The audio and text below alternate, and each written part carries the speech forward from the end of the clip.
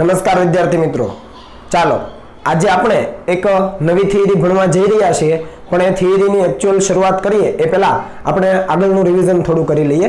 આપણે chapter number 1 સ્થિત વિદ્યુત શાસ્ત્રમાં કુલમ્બનો નિયમ ભણેલા છીએ, બરાબર. એ કુલમ્બના નિયમની મદદથી તમે આપેલા બિંદુ પાસે વિદ્યુત બળ શોધી શકો, બરાબર છે. એકવાર તમને બળ મળી જાય અને ત્યાં એ બિંદુ પાસે જો તમે એકમ ધન વિદ્યુત ભાર મૂકો તો F/Q મુજબ તમે એ બિંદુ પાસે વિદ્યુત ક્ષેત્ર શોધી શકો. આ તમને યાદ હશે, બરાબર છે.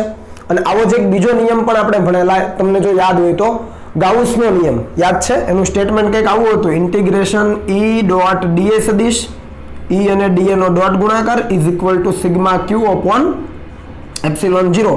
એટલે આના આપણે એવું કહેતા હતા કે વિદ્યુત ક્ષેત્રનું આપેલા પૃષ્ઠ પરનું પૃષ્ઠ સંકલન એ કોના જેટલું હોય તો કે બંધ પૃષ્ઠ વડે ઘેરાયેલો વિદ્યુતભાર છે ને બેઝિક સરવાળો અને શૂન્યાવકાશની પરમિટિવિટીના ગુણોત્તર જેટલું હોય. આ હતો ગાઉસનો નિયમ. યાદ આવે છે કઈ? તો આની મદદથી પણ આપણે આપેલા બિંદુ પાસે વિદ્યુત ક્ષેત્ર શોધતા હતા. એટલે આ બંને નિયમો છે. કુલમ્બનો નિયમનો ઉપયોગ કરીને પણ તમે વિદ્યુત ક્ષેત્ર શોધી શકો, ગાઉસના નિયમનો ઉપયોગ કરીને પણ તમે આપેલા બિંદુ પાસે વિદ્યુત ક્ષેત્ર શોધી શકો. પણ આ બંનેમાં યુઝફુલ કયો હતો, વધારે ઉપયોગી કયો બનતો હતો? આપણને ખબર છે ગાઉસનો નિયમ, બરાબર છે. અને એની અંદર આ સિગ્મા Q શું હતો તો કે બંધ પૃષ્ઠ વડે ઘેરાયેલો જ વિદ્યુતભાર તમારે ગણવાનો હતો, એનો જ બેઝિક સરવાળો, બરાબર. જ્યારે જમણી બાજુનું જે વિદ્યુત ક્ષેત્ર છે એ શું હતું તો કે બધા જ વિદ્યુતભારો લઈ લેવાના, પછી બંધ પૃષ્ઠ વડે ઘેરાતા હોય તો પણ ભલે અને બંધ પૃષ્ઠની બહાર હોય તો પણ ભલે, બધા જ વિદ્યુતભારો વડે જે પણ વિદ્યુત ક્ષેત્ર ઉદ્ભવે છે એ પરિણામી વિદ્યુત ક્ષેત્ર હતું. ખ્યાલ આવે છે? તો આ ગાઉસના નિયમની મદદથી આપણે વિદ્યુત ક્ષેત્ર છે ઇઝીલી શોધી શકતા હતા. સેમ ટુ સેમ આપણા ચુંબકત્વમાં આવી જઈએ. આપણે બાયો-સાવર્ટના નિયમનો અભ્યાસ કર્યો છે, બરાબર. એની મદદથી આપેલા બિંદુ પાસે તમે ચુંબકીય ક્ષેત્ર શોધી શકો. રેડી? પણ ઘણા કિસ્સામાં છે એ બાયો-સાવર્ટનો નિયમ છે એની મદદથી શોધી તો શકાય છે, પણ ઘણી બધી મુશ્કેલીઓ પડે હે ને. આપણી જે મેથડ છે, કેલ્ક્યુલેશન છે, ઘણી લાંબી થઈ જાય. એને ટૂંકી અને સરળ બનાવવા માટે એક નવા પ્રકારનો આપણે નિયમ ભણવાના છે જેનું નામ છે એમ્પિયરનો સર્કિટલ નિયમ, એટલે કે બંધગાળાનો નિયમ. જેવી રીતે અહીંયા ગાઉસનો નિયમ છે સ્થિત વિદ્યુત શાસ્ત્ર માટે, એવી જ રીતે ચુંબકત્વ માટે એમ્પિયરનો સર્કિટલ નિયમ છે. આ એમ્પિયરના સર્કિટલ નિયમની મદદથી પણ આપણે આપેલા કોઈ પણ બિંદુ પાસે ઇઝીલી એટલે કે સરળતાથી ચુંબકીય ક્ષેત્ર શોધી શકીએ. અહીંયા વિદ્યુત ક્ષેત્ર શોધી શકતા હતા, અહીંયા સરળતાથી ચુંબકીય ક્ષેત્ર શોધી શકીએ. તો શું છે આ એમ્પિયરનો સર્કિટલ નિયમ એ સૌપ્રથમ આપણે જોઈએ. એનું વિધાન લખું છું નિયમનું, તો અહીંયા લખું છું વિધાન. તો કે ચુંબકીય ક્ષેત્રમાં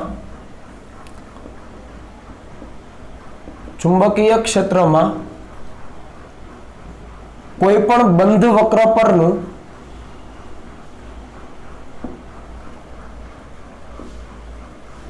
ચુંબકીય પ્રેરણ એટલે B સદિશ. જો તમને યાદ ન હોય તો લખી દો, બરાબર. ચુંબકીય ક્ષેત્રમાં કોઈ પણ બંધ વક્ર પરનું ચુંબકીય પ્રેરણનું રેખા સંકલન એ તે બંધ વક્ર વડે ઘેરાતા વિદ્યુત પ્રવાહોના બેઝિક સરવાળા એટલે કે સિગ્મા I, વિદ્યુત પ્રવાહનો બેઝિક સરવાળો સિગ્મા I અને શૂન્યાવકાશની પરમિએબિલિટી μ0 ના ગુણાકાર બરાબર હોય છે. વ્યવસ્થિત સ્ટેટમેન્ટને સમજજો. આ એમ્પિયરના સર્કિટલ નિયમનું વિધાન છે કે ચુંબકીય ક્ષેત્રમાં કોઈ પણ બંધ પૃષ્ઠ છે એના પરનું તમે ચુંબકીય પ્રેરણ એટલે કે B સદિશનું જો રેખા સંકલન લો તો એ કેટલું હોય તો રેખા સંકલન એટલે આ રીતે ઇન્ટિગ્રેશન B ડોટ, અહીંયા ડોટ ગુણાકાર છે, ધ્યાન આપજો, B.dl. આને કહેવાય ચુંબકીય ક્ષેત્રનું બંધ વક્ર પરનું, જો અહીંયા બંધ વક્ર લખ્યો છે તો અહીંયા મેં બંધ કરેલું છે ક્લોઝ પાથ, બરાબર. ચુંબકીય ક્ષેત્રનું બંધ વક્ર પરનું રેખા સંકલન, અહીંયા લખવું પડે રેખા સંકલન, બરાબર. એ કોના જેટલું હોય છે તો આગળ વાંચો. તો એ તે બંધ વક્ર વડે ઘેરાતા વિદ્યુત પ્રવાહોના બેઝિક સરવાળા એટલે કે સિગ્મા I અને શૂન્યાવકાશની પરમિએબિલિટી μ0 ના ગુણાકાર બરાબર હોય છે. ગુણાકાર તો અહીંયા આવે μ0 * સિગ્મા I, અહીંયા ડોટ ગુણાકાર નહીં આવે, બરાબર છે. તો આ રીતે છે એ તમારો એમ્પિયરનો સર્કિટલ નિયમ છે વ્યાખ્યાયિત થાય. તમે જોઈ શકો જેવી રીતે ગાઉસનો નિયમ લેતા હતા એવી જ રીતે અહીંયા આપણો એમ્પિયરનો સર્કિટલ નિયમ છે. અહીંયા ચુંબક, અહીંયા વિદ્યુત ક્ષેત્ર, તો અહીંયા ચુંબકીય ક્ષેત્ર. અહીંયા પૃષ્ઠ સંકલન હતું જોજો, પણ અહીંયા ફરક છે, અહીંયા રેખા સંકલન છે. અહીંયા પૃષ્ઠ સંકલન છે એટલે dA સદિશ, અહીંયા રેખા સંકલન છે એટલે dl સદિશ. રેખા સંકલન હોય તો એક પરિમાણ આવે તો dl સદિશ. અહીંયા વિદ્યુત પ્રવાહોનો બેઝિક સરવાળો હતો, સોરી વિદ્યુત ભારોનો બેઝિક સરવાળો હતો, અહીંયા વિદ્યુત પ્રવાહોનો બેઝિક સરવાળો છે. અને વિદ્યુત શાસ્ત્ર માટે એપ્સિલોન 0 આવે, પરમિટિવિટી આવે. જ્યારે ચુંબકની વાત કરીએ ત્યારે પરમિએબિલિટી આવે. તો વસ્તુ બંને સરખી જ છે, સિમિલારિટી ખબર પડી ગઈ, બરાબર. તો આ છે આપણો એમ્પિયરનો સર્કિટલ નિયમ. આની મદદથી તમે કોઈ પણ સિમેટ્રી તમને આપી છે, સમમિતિ આપી છે, વિદ્યુત પ્રવાહોનું વિતરણ આપેલું છે, તો એના માટે તમે ચુંબકીય ક્ષેત્ર છે આપેલા બિંદુએ ઇઝીલી શોધી શકો. ફરીથી સ્ટેટમેન્ટ રિપીટ કરીએ છીએ. કોઈ પણ બંધ વક્ર છે, અહીંયા મેં આ રાઉન્ડ કર્યાનો મતલબ કે બંધ વક્ર, એ બંધ વક્ર પર ચુંબકીય ક્ષેત્રનું રેખા સંકલન એ કેટલું હોય તો કે એ બંધ વક્ર વડે ઘેરાતો જે વિદ્યુત પ્રવાહ છે એનો બેઝિક સરવાળો અને μ0 ના એટલે કે શૂન્યાવકાશની પરમિએબિલિટીના ગુણાકાર બરાબર હોય છે. ક્લિયર છે? જ્યાં μ0 આપણે જાણીએ છીએ કેટલો છે 4 પાઈ ગુણ્યા 10⁻⁷ ટેસ્લા મીટર પર એમ્પિયર. હવે જે બાબત સમજવાની છે એ અહીંયા આપણે જે બંધ વક્ર કહીએ છીએ, એટલે કે આ જે બંધ વક્ર લઈએ એ ખરેખર બંધ વક્ર શું છે તો ગાઉસના નિયમમાં આપણે એને ગાઉસિયન પૃષ્ઠ કહેતા હતા, યાદ આવે છે? ગાઉસના નિયમમાં આપણે જે બંધ પૃષ્ઠ લેતા હતા એને આપણે ગાઉસિયન પૃષ્ઠ કહેતા હતા. અહીંયા જે બંધ વક્ર છે એમ્પિયરના નિયમમાં એ બંધ વક્રને આપણે કહીશું એમ્પિરિયન લૂપ. તો એ બાબત અહીંયા લખી દઉં છું કે અહીં બંધ વક્રને એમ્પિરિયન લૂપ કહેવાય છે.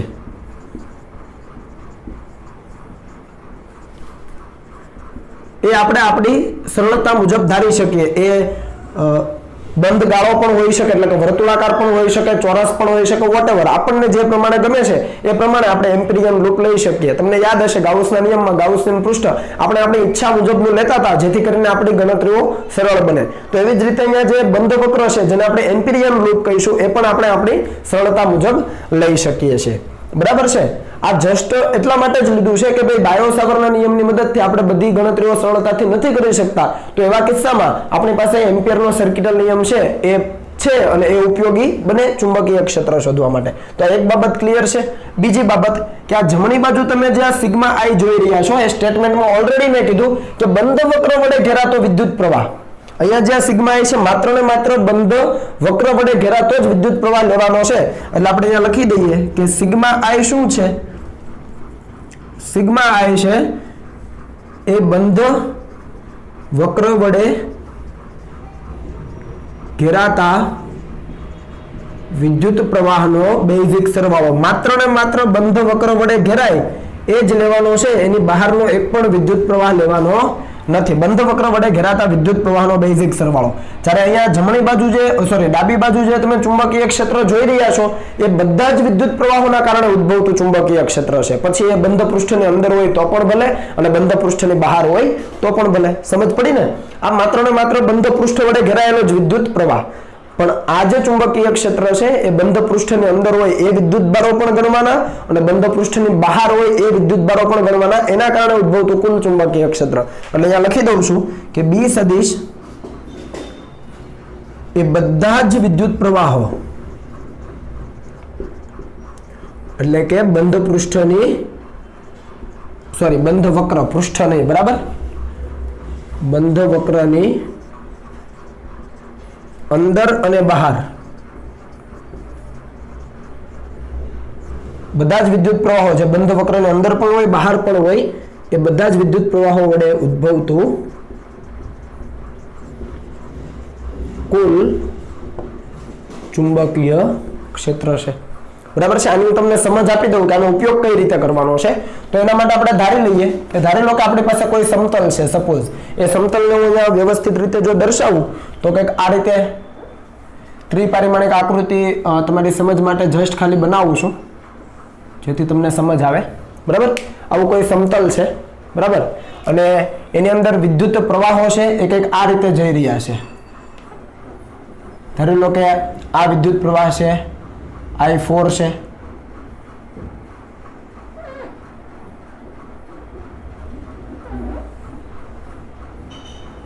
આ I1 છે, બરાબર, પછી બીજો કોઈ વિદ્યુત પ્રવાહ આપણે ધ્યાનમાં લઈએ તો ધારી લો કે એ વિદ્યુત પ્રવાહ I2 છે. હજી એક વિદ્યુત પ્રવાહ લઈએ, ધારી લો કે આ વિદ્યુત પ્રવાહ I3 છે અને હજુ એક લઈએ,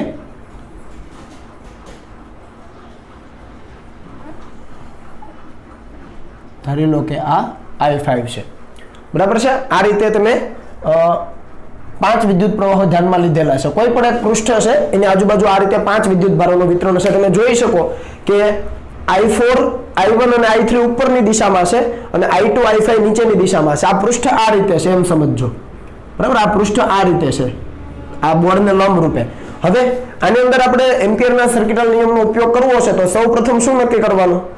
સૌપ્રથમ એમ્પિરિયન લૂપ લેવાની, જેવી રીતે આપણે ગાઉસના નિયમમાં કરતા હતા, સેમ ટુ સેમ એમ્પિરિયન લૂપ લેવાની. ધારી લો કે હું એમ્પિરિયન લૂપ એક આ રીતે લઉં છું, ધ્યાન આપજો. આ એમ્પિરિયન લૂપ છે. આ શું છે? એમ્પિરિયન લૂપ. બરાબર. હવે એમ્પિરિયન લૂપ ઉપર આપણે શું કરવાનું છે તો કે ચુંબકીય ક્ષેત્ર છે એનું રેખા સંકલન લેવાનું. તો હવે રેખા સંકલન માટે તમારે બે માર્ગ વિચારવા પડે. હવે આ સમતલ આ રીતે હતું તો પેલું પૃષ્ઠ છે, ઓલું વક્ર છે પણ આ રીતે જશે. તો આ વક્ર ઉપર તમે બે રીતે જઈ શકો, ક્યાં તો તમે આ રીતે જઈ શકો અથવા એનાથી વિરુદ્ધમાં જઈ શકો. એટલે તમે બે રીતે જઈ શકો. હું એક રીત સમજાવું, બીજી રીત તમારે ઓટોમેટિક તમને સમજ આવી જશે. સપોઝ આપણે આ રીતે જઈએ છીએ, આ દિશામાં જઈએ છીએ, એટલે કઈ રીતે? આ રીતે જઈએ છીએ. ખ્યાલ આવે છે? તો આ જે આખું એમ્પિરિયન લૂપ છે એને નાના નાના ડીએલ સદિશમાં વિભાજિત કરવું પડે. સપોઝ કે અહીંયા એક નાનકડો એવો ખંડ પાડી દઉં છું, અહીંયા નાનકડો એવો ખંડ પાડી દઈએ કે આ બિંદુ પાસે સપોઝ ડીએલ સદિશ આ રીતે છે,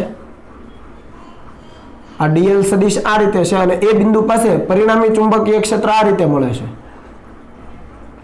કેમ કે આ જે ચુંબકીય ક્ષેત્ર છે અહીંયા મેં દર્શાવ્યું, એ ચુંબકીય ક્ષેત્ર તો 5 વિદ્યુત પ્રવાહોના કારણે હશે. અહીંયા ઓલરેડી મેં તમને સમજ આપી. તો આ ચુંબકીય ક્ષેત્ર બધા જ વિદ્યુત પ્રવાહોની અસરના કારણે હશે. બરાબર. અને એમને આ ડીએલ અને બી વચ્ચેનો ખૂણો કેટલો લઈએ? થીટા લઈએ. તો એવી રીતે તમે આ જે બંધ માર્ગ લીધો છે, એમ્પિરિયન લૂપ લીધું છે, એના દરેક બિંદુએ તમારે નાનકડો ડીએલ ખંડ લેવો પડે અને ત્યાં પરિણામી ચુંબકીય ક્ષેત્ર શોધવું પડે અને બી ડીએલ બંને વચ્ચેનો ખૂણો. અને એ રીતે તમે જોવા જાઓ તો બાયો-સાવર્ટના નિયમનો ઉપયોગ કરીને તકલીફ પડી જાય. સમજ આવી ને? કેમ કે દરેક બિંદુ પાસે તમારે ડીએલ સદિશ લેવાનો અને એ જ બિંદુ પાસે બી સદિશ લેવાનો, બંને વચ્ચેનો ખૂણો શોધવાનો અને બાયો-સાવર્ટના નિયમની મદદથી ગણતરીઓ તકલીફવાળી બને, લાંબી બને. બરાબર. તો એના માટે આપણે એમ્પિયરના સર્કિટલ નિયમનો ઉપયોગ કરી શકીએ. તો તમે આ રીતે ચાલો છો. હવે આ કિસ્સામાં તમે જોઈ શકો કે અહીંયા ઇન્ટિગ્રેશન બી ડોટ ડીએલ છે, એટલે હું શું લખી શકું? Integration B d l cos theta લખાય. કેમ કે ડોટ ગુણાકાર છે, બી અને ડીએલ વચ્ચેનો ખૂણો થીટા, તો બી ડીએલ કોસ થીટા લખાય. જમણી બાજુને ડાબી બાજુને ઇઝ ઇક્વલ ટુ μ0 અચળ છે, શૂન્યાવકાશની પરમિએબિલિટી. હવે સિગ્મા એટલે શું? તો કે બંધ પૃષ્ઠ વડે જે વિદ્યુત પ્રવાહો ઘેરાય છે એનો બેઝિક સરવાળો. બંધ પૃષ્ઠ વડે કેટલા વિદ્યુત પ્રવાહો ઘેરાય છે? તો કે 3, I1, I2 ને I3. બાકીના I4 ને I5 તો બહાર છે. બંધ પૃષ્ઠ એટલે એમ્પિરિયન લૂપ વડે જે ઘેરાય એ. તો એના વડે 3, I1, I2 ને I3 3 જ ઘેરાય છે. હવે સમજો, બેઝિક સરવાળો લેવાનો છે તો આમાં કોને ધન કેવા કોને ઋણ કેવા એ આપણા હાથની વાત છે. બરાબર.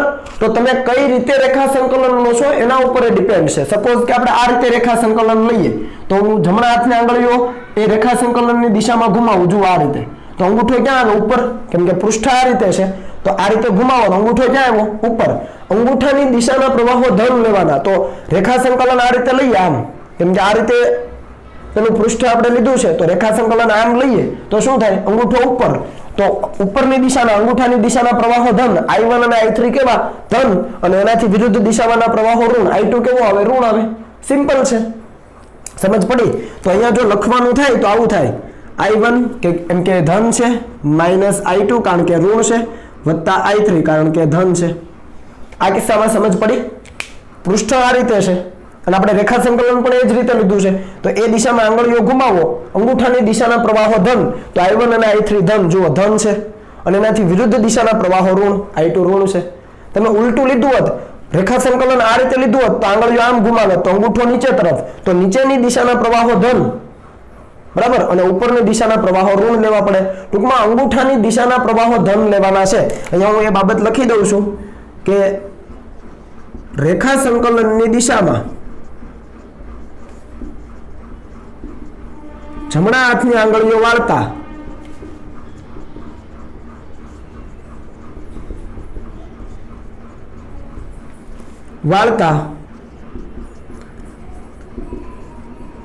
અંગૂઠાની દિશાના પ્રવાહો ધન અને તેની વિરુદ્ધ દિશાના પ્રવાહો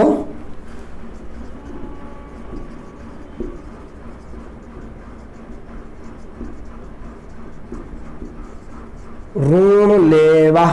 સમજ પડી ને? રેખા સંકલનની દિશા આપણે અત્યારે આ રીતે લીધું છે, તો રેખા સંકલનની દિશામાં જમણા હાથની આંગળીઓ વાળો તો અંગૂઠાની દિશાના જે પ્રવાહો છે I1 I3 એ ધન અને એની વિરુદ્ધ દિશાના પ્રવાહો ઋણ લેવા। સિમ્પલ છે। તો આ નિયમ તમારે ભૂલવાનો નથી, ખાસ ખ્યાલ રાખજો કઈ રીતે ઉપયોગ કરવાનો છે મેં તમને કહી દીધું। ડાબી બાજુનું જે ચુંબકીય ક્ષેત્ર છે બધા જ વિદ્યુત પ્રવાહોના કારણે મળે છે, પછી બંધ પૃષ્ઠની અંદર હોય કે બંધ પૃષ્ઠની બહાર હોય, બંધ વક્રની અંદર હોય કે બંધ વક્રની બહાર હોય। પણ જમણી બાજુ જે તમે સિગ્મા I જોઈ રહ્યા છો એ માત્ર ને માત્ર બંધ વક્ર એટલે કે એમ્પિરિયન લૂપ વડે જે વિદ્યુત પ્રવાહો ઘેરાય છે એનો જ બેઝિક સરવાળો લેવાનો। જો I4 અને I5 પિક્ચરમાં જ નથી। રેડી? તો આ દરેક બાબતને ખાસ તમારે ધ્યાન રાખવાનું છે। બીજી બાબત કે ધારી લો કે તમે કોઈ એવું પૃષ્ઠ જોશો, ખાલી સમજ આપી દઉં કે ધારી લો કે તાર છે આ રીતે પસાર થાય છે લંબ રૂપે। ધારી લો કે અહીંયા હું ડોટ લખું છું, એનો મતલબ શું કે વિદ્યુત પ્રવાહ બહાર તરફ છે। વિદ્યુત પ્રવાહ બહાર તરફ હોય તો ચુંબકીય ક્ષેત્ર રેખાઓ આ રીતે હોય। સમજ આવે ને? આ ખાલી જસ્ટ તમારી સમજ માટે દર્શાવું છું। આ ડોટનો મતલબ તાર આ રીતે બહાર નીકળે છે લંબ રૂપે અને પ્રવાહ પણ બહાર આવે છે। તો પ્રવાહ બહાર આવતો હોય તો આંગળાઓ આ રીતે વળે તો ચુંબકીય ક્ષેત્ર રેખાઓ આ રીતે। તો કોઈ પણ બિંદુ પાસે છે એ તમે જો સ્પર્શક બનાવો તો જુઓ બી નું મૂલ્ય કેવું હોય? અચળ જ હોય। કયા સૂત્ર મુજબ? μ0I/2πr। યાદ આવે છે કઈ આવું? μ0I/2πr। કારણ કે આ તાર અતિ લંબાઈ ધારો, અનંત લંબાઈનો ધારો, તો μ0I/2πr એટલે r તો બધા માટે સરખું છે। આ પરિઘ પરનું દરેક બિંદુ છે આ તારથી એક સમાન અંતરે જ છે, તો r સમાન છે, I પણ સમાન છે। તો આ સૂત્ર મુજબ છે ચુંબકીય ક્ષેત્રનું મૂલ્ય અચળ થઈ ગયું। સમજ પડી?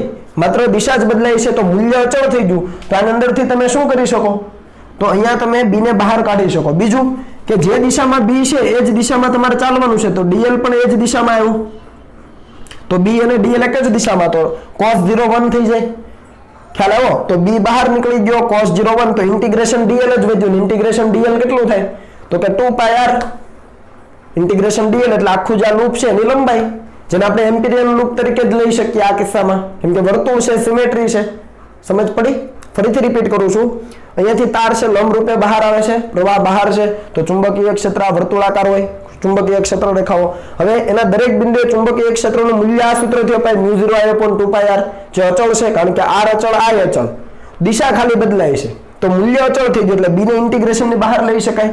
હવે થીટા એટલે તો કે બી અને ડીએલ વચ્ચેનો ખૂણો, તો જે દિશામાં બી છે એ જ દિશામાં આપણે ડીએલ લઈ શકીએ। અહીંયા જુઓ આ જ દિશામાં, તો બી અને ડીએલ એક જ દિશામાં, તો θ 0 cos 0 1, તો ખાલી ઇન્ટિગ્રેશન ડીએલ વધ્યું આવી રીતે, બી બહાર અને ઇન્ટિગ્રેશન ડીએલ બંધ માર્ગ ઉપર, તો એ કેટલું થાય? આ 2πr જ થવાનું। અને આ જમણી બાજુ તમે ગણી શકો, કારણ કે એક જ તાર છે જેમાંથી વહેતો પ્રવાહ ધારેલો I છે, તો ખાલી μ0I જ આવવાનું, એટલે અહીંયા આવશે is equal two μ0I। Simple. તો બી અહીંયા 2πr is equal two μ0I। બરાબર? આનો ઉપયોગ આપણે કરીશું આગળ, પણ આ તો જસ્ટ તમને મેં જાણ માટે કીધું કે આ રીતે આપણે આગળ વધવાનું થાય જો ચુંબકીય ક્ષેત્ર આપેલા બિંદુએ અચળ હોય તો। જો તમને યાદ ન રહે તો આને જરા નોટ ડાઉન કરી લેવું। બીજી બાબત કે આ જે એમ્પિયરનો સર્કિટલ નિયમ છે એ માત્ર ને માત્ર સ્થાયી પ્રવાહો માટે જ લાગુ પડે, એ પણ અહીંયા લખી દઈએ। એમ્પિયરનો સર્કિટલ નિયમ, એમ્પિયરનો સર્કિટલ નિયમ માત્ર સ્થિર પ્રવાહો માટે જ લાગુ પડે છે। એનો મતલબ શું? તો કે વિદ્યુત પ્રવાહ છે એનું મૂલ્ય સમય સાથે ન બદલાવું જોઈએ, અચળ હોવો જોઈએ। 5 એમ્પિયરનો પ્રવાહ વહે છે તો 5 એમ્પિયર જ રહેવો જોઈએ। સ્થાયી પ્રવાહ એટલે કે અચળ પ્રવાહ માટે જે લાગુ પડે, બદલાતા પ્રવાહો માટે આ એમ્પિયરનો નિયમ લાગુ પડતો હોતો નથી. અને આપણા કિસ્સામાં બદલાતા પ્રવાહો ભાગ્યે જ આવતા હોય છે, મોટા ભાગે આ સ્થાયી પ્રવાહો એટલે કે સ્થિર પ્રવાહો જ હોય છે, એટલે આ નિયમનો ઉપયોગ આપણે કરી શકીએ. બીજી એક બાબત જે તમને પરીક્ષાની અંદર કન્ફ્યુઝન આપે છે કે ભાઈ એમ્પિરિયન લૂપ કંઈક આ રીતે છે અને એમાંથી વહેતો પ્રવાહ દરેક વખતે લંબ રૂપે જોઈએ એવું જરૂરી નથી. એમ્પિરિયન લૂપમાંથી પસાર થતો જે પ્રવાહ છે, ટૂંકમાં એમ્પિરિયન લૂપ વડે ઘેરાતો જે પ્રવાહ છે એ આપેલા જે પૃષ્ઠ છે એને લંબ રૂપે જોઈએ એવું જરૂરી નથી. ધારો લો કોઈ પ્રવાહ આ રીતે વહે છે, તો આ I1 છે અને આ I2 છે, તો આવા કિસ્સામાં તમને બંધ પૃષ્ઠ વડે બંધ વક્ર વડે કેટલો પ્રવાહ ઘેરાય છે એવું કીધું હોય તો, બંધ વક્ર વડે કેટલો પ્રવાહ ઘેરાય છે એમ કીધું હોય તો તમારે લંબ રૂપે કરીને ઘટક નથી પાડવાનો. ધારો લો કે આ થીટા આપ્યો હોય તો તમારે આને I2 sin થીટા એવું નથી લેવાનું. બંધ વક્ર વડે ઘેરાતો પ્રવાહ છે I1 plus I2 જ લેવાનો થાય, કારણ કે બંને ઉપરની દિશામાં છે તો સીધો સરવાળો જ થશે. સમજ પડી કે ન પડી? રિપીટ કરું છું, દરેક વખતે વિદ્યુત પ્રવાહ છે એ એમ્પિરિયન લૂપને લંબ રૂપે જોઈએ એવું જરૂરી નથી. અહીંયા મેં લંબ રૂપે દર્શાવ્યો છે પણ ખરેખર લંબ રૂપે હોય એવું જરૂરી નથી. એ આવી રીતે વક્ર માર્ગે પણ નીકળતો હોય, તાર એ રીતે હોય તો તમારે એના ઘટકો નથી પાડવાના. કેમ? કારણ કે વિદ્યુત પ્રવાહ છે શું? તો કે dq by dt. આપેલા પૃષ્ઠમાંથી એકમ સમયમાં પસાર થતો વિદ્યુત ભાર જ છે, બરાબર છે, અથવા વિદ્યુત ભારના વહનનો દર જ છે. એટલે એમાં તમારે કોઈ ઘટક પાડવાની ઝંઝટમાં પડવાનું નથી. સીધો સરવાળો કરવાનો, એક દિશાના પ્રવાહો ધન, એનાથી વિરુદ્ધ દિશાના પ્રવાહો ઋણ. વાર્તા પૂરી થઈ ગઈ. મેં નિયમ તમને અહીંયા સમજાવો કઈ રીતે ધન ઋણ ગણવાના છે. સિમ્પલ. તો અહીંયા ભૂલ ન થાય એની પણ ખાસ કાળજી લેવી. ઓકે, ચાલો હવે જે તમને સમજ આપવાની તે અપાઈ ગઈ છે. હવે આનો ઉપયોગ કરીને આપણે આપેલા બિંદુએ ચુંબકીય ક્ષેત્ર કઈ રીતે શોધી શકાય એ જોઈશું, પણ એ પહેલા તમે આને કોપી કરી લો. ચાલો આગળ વધીએ તો આપણે બાયો-સાવર્ટના નિયમના ઉપયોગની મદદથી વિદ્યુત પ્રવાહ આધારિત અનંત વિસ્તારનો સુરેખ તાર હોય એના કારણે ઉદ્ભવતું ચુંબકીય ક્ષેત્રનું સૂત્ર આપણે શોધેલું. જો તમને યાદ હોય તો એ સૂત્ર હતું μ0I/2πr. યાદ આવે છે આવું કઈ? અનંત લંબાઈનો તાર હતો અને એના કારણે r જેટલા અંતરે ચુંબકીય ક્ષેત્રનું મૂલ્ય આ સૂત્રથી અપાય. બરાબર છે. આનું આ જ સૂત્ર આપણે એમ્પિયરના સર્કિટલ નિયમની મદદથી મેળવવું છે. તો મેં ટાઇટલ આપ્યું છે કે એમ્પિયરના સર્કિટલ નિયમની મદદથી વિદ્યુત પ્રવાહ આધારિત અનંત લંબાઈના સુરેખ તારના લીધે ઉદ્ભવતું ચુંબકીય ક્ષેત્ર. એટલે સૌપ્રથમ તો આપણે શું કરવું પડે? તો અનંત વિસ્તારનો તાર લેવો પડે. એટલે ધારી લઈએ કે આપણી પાસે એક અનંત વિસ્તારનો તાર છે, કંઈક આ રીતે. હું આકૃતિ તમારી સમજ માટે મોટી દર્શાવું છું, બરાબર છે. અનંત વિસ્તારનો તાર છે જેની અંદર વહેતો પ્રવાહ કેટલો લઈએ આપણે? I જેટલો લઈએ ઉપરની દિશામાં. સમજ આવે છે? તો આના કારણે આજુબાજુના વિસ્તારમાં છે એ ચુંબકીય ક્ષેત્ર ઉત્પન્ન થાય. તો એ કઈ રીતે હોય? તો આપણે આ તારથી એક સમાન અંતરે, ધારી લો કે આપણે r જેટલા અંતરે ચુંબકીય ક્ષેત્ર શોધવું છે, સપોઝ r જેટલા અંતરે અહીંયા. તો આ તારની આજુબાજુ, આ તારને કેન્દ્ર તરીકે લઈએ અને એની આજુબાજુ r ત્રિજ્યાનું એક વર્તુળ બનાવી શકીએ. એ વર્તુળના દરેક બિંદુ પર ચુંબકીય ક્ષેત્રનું મૂલ્ય તો સમાન જ હોય. ખ્યાલ આવે છે? તો આપણે અહીંયા એક સર્કલ બનાવી શકીએ કંઈક આ રીતે, કે જેના પરના દરેક બિંદુએ ચુંબકીય ક્ષેત્રનું મૂલ્ય કેવું હશે? એક સમાન હશે. આ બાબત દરેકને સમજ આવે છે, બરાબર છે? ચાલો, તો આ વસ્તુ એક ક્લિયર થઈ ગઈ કે ભાઈ અનંત વિસ્તારનો તાર છે જેની અંદર વહેતો પ્રવાહ I છે અને એનાથી કેપિટલ R જેટલા અંતરે જે પણ ચુંબકીય ક્ષેત્ર હશે એનું મૂલ્ય એ વર્તુળ પરના દરેક બિંદુએ એક સમાન જ હશે, કારણ કે તારથી બધા જ બિંદુઓ કેવા અંતરે છે? એક સમાન અંતરે છે. આની દિશા કઈ બાજુ હોય? તો તારમાં પ્રવાહ ઉપર તરફ વહે છે એટલે અંગૂઠો ઉપર તરફ આપણા નિયમ મુજબ આંગળીઓ વાળો તો ચુંબકીય ક્ષેત્ર આ રીતે હોય. એટલે કે ચુંબકીય ક્ષેત્રની દિશા છે એ કંઈક આ રીતે હશે. હું સર્કલ એવું હોય તો પૂરું કરી દઉં એટલે તમને વધારે સમજ આવે. જુઓ, આખો એક વર્તુળ બને કે જેના પરના દરેક બિંદુએ ચુંબકીય ક્ષેત્રનું મૂલ્ય કેવું મળવાનું છે? એક સમાન. અને દિશા માટે આપણે આ રીતે વિચારી શકીએ. આ બાબત ક્લિયર થાય છે? પ્રવાહ ઉપર તરફ છે, આંગળીઓ ઘુમાવો એટલે ચુંબકીય ક્ષેત્ર રેખાઓ આ રીતે મળે. હવે દરેક બિંદુ પાસે મૂલ્ય સમાન. આ બિંદુ પાસે હું તમને દિશા શોધવાનું કહું તો ક્યાં મળે? તો અંદર તરફ મળે. એટલે હું ચોકડી મારું છું કેમ કે આ ત્રિપારિમાણિક આકૃતિ છે, સર્કલ આ રીતે છે. તો આ બિંદુ પાસે આ બાજુના બિંદુ અંદર તરફ હોય. આવી રીતે હોય તો આ બાજુના બિંદુએ ક્યાં હોય? ચુંબકીય ક્ષેત્રની દિશા બહાર તરફ હોય. એનો મતલબ કે હું અહીંયા ડોટ કરું છું, બહાર. અહીંયા અંદર તરફની દિશા હોય. બધાને સમજ આવે છે? આ બિંદુ પાસે ક્યાં હોય? આ બહારનું બિંદુ છે આ તરફનું, તો ત્યાં ચુંબકીય ક્ષેત્રની દિશા સ્પર્શકની દિશામાં હોય, બરાબર છે. મૂલ્ય સરખું, દિશા છે સ્પર્શકની દિશામાં. તો કોઈ પણ બિંદુ પાસે તમારે ચુંબકીય ક્ષેત્ર, ધારો લો કે આ બિંદુ પાસે જોઈએ તો ત્યાં ચુંબકીય ક્ષેત્ર કયા રીતે હોય, તો ચુંબકીય ક્ષેત્ર છે સ્પર્શકની દિશામાં હોય આ રીતે. અને ડીએલ સદિશ ક્યાં હોય, તો ડીએલ સદિશ પણ એ જ દિશામાં હોય. કેમ કે આને જ આપણે જો એમ્પિરિયન લૂપ તરીકે ધારીએ, આને જ આપણે એમ્પિરિયન લૂપ લઈ લઈએ તો શું થાય, તો આપણા માટે કામ ઈઝી થઈ જાય. તો હવે એમ્પિયરના સર્કિટલ નિયમનો ઉપયોગ કરવો છે ને, એમ્પિરિયન લૂપ આપણે ધારી લીધી છે, તો સીધે સીધું આના માટે શું કરી શકીએ, integration B dot d l is equal to mu 0 into sigma I, બરાબર છે. આને વ્યાખ્યાયિત કરો, તો આને વ્યાખ્યાયિત કરો તો શું થાય, integration B d l cos theta is equal to mu 0 અને સિગ્મા આઈ એટલે તો કે આજે એમ્પિરિયન લૂપ છે એના વડે ઘેરાતો વિદ્યુત પ્રવાહ, ખાલી આઈ જેટલો જ પ્રવાહ ઘેરાય છે, તો આ આઈ લખી દીધો, સિમ્પલ. સિગ્મા આઈ ની કિંમત ખાલી આઈ, કારણ કે એક જ પ્રવાહ છે આઈ. ઓકે, હવે અહીંયા તમે જુઓ તો થીટા કોની વચ્ચેનો ખૂણો, તો કે બી અને ડીએલ વચ્ચેનો, જે દિશામાં બી છે એ જ દિશામાં ડીએલ છે, જોઈ શકો તમે અહીંયા. તો થીટા કેટલો થાય 0, તો આ cos 0 1 થઈ ગયું. બી તમે જુઓ તારથી બધા જ બિંદુઓ એક સમાન અંતરે છે એટલે બી સમાન હોવાનું, તો બી ને આપણે ઇન્ટિગ્રેશન ને બહાર કાઢીએ, અહીંયા આવી જશે ખાલી DL is equal to mu 0 આઈ, કારણ કે theta is equal two 0 degree.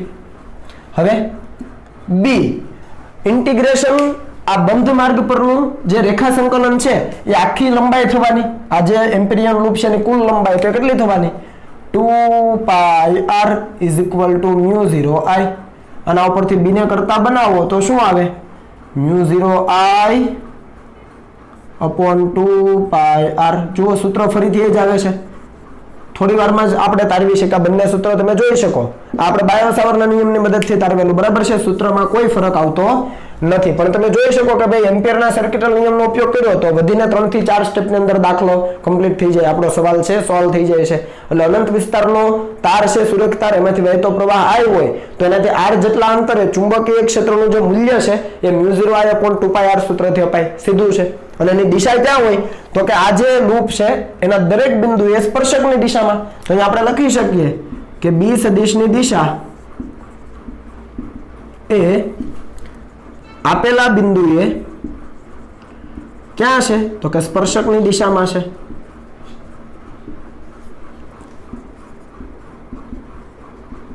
બીજી અહીંયાથી બાબત શું તમને જાણવા મળે છે, તો બી ઇઝ પ્રોપોર્શનલ ટુ આઈ, એટલે પ્રવાહ વધશે તો ચુંબકીય ક્ષેત્ર વધશે અને અંતર વધશે તો ચુંબકીય ક્ષેત્ર ઘટશે.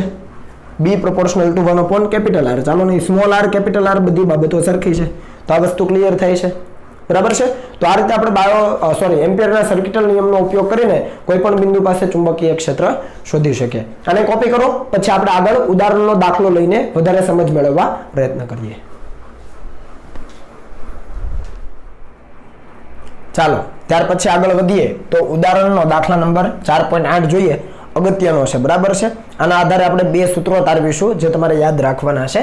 તો રકમ આપણે પાસે છે કે આકૃતિમાં વિદ્યુત પ્રવાહ આઈ ધારિત એક વર્તુળાકાર આડછેદનો એક લાંબો સીધો તાર દર્શાવેલો છે જેની ત્રિજ્યા આપેલી છે સ્મોલ એ, અને વિદ્યુત પ્રવાહ આઈ એ આડછેદમાં સમાન રીતે પ્રસરેલો છે.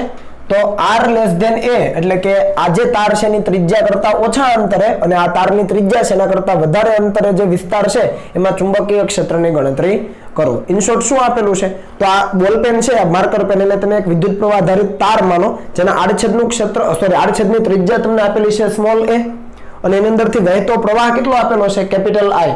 આ બે બાબતો તમને આપેલી છે અને આ તારની અંદર પ્રવાહ છે એક સમાન રીતે પથરાયેલો છે એવું તમને કીધેલું છે, બરાબર છે. એટલે આખો જે આડછેદ છે તારનો એમાંથી કુલ પ્રવાહ કેપિટલ આઈ જેટલો વહી રહ્યો છે.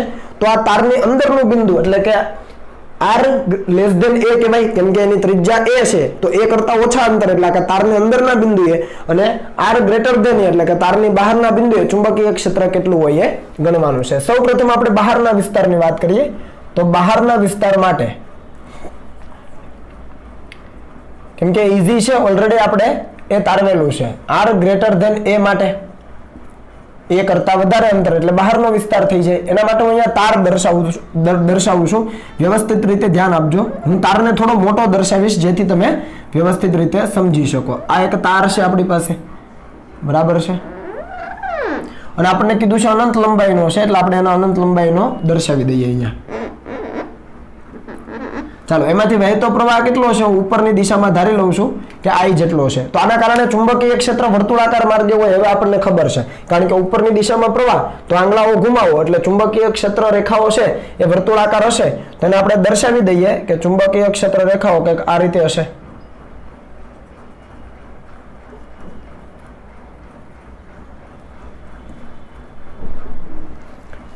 થોડું વ્યવસ્થિત બનાવીએ.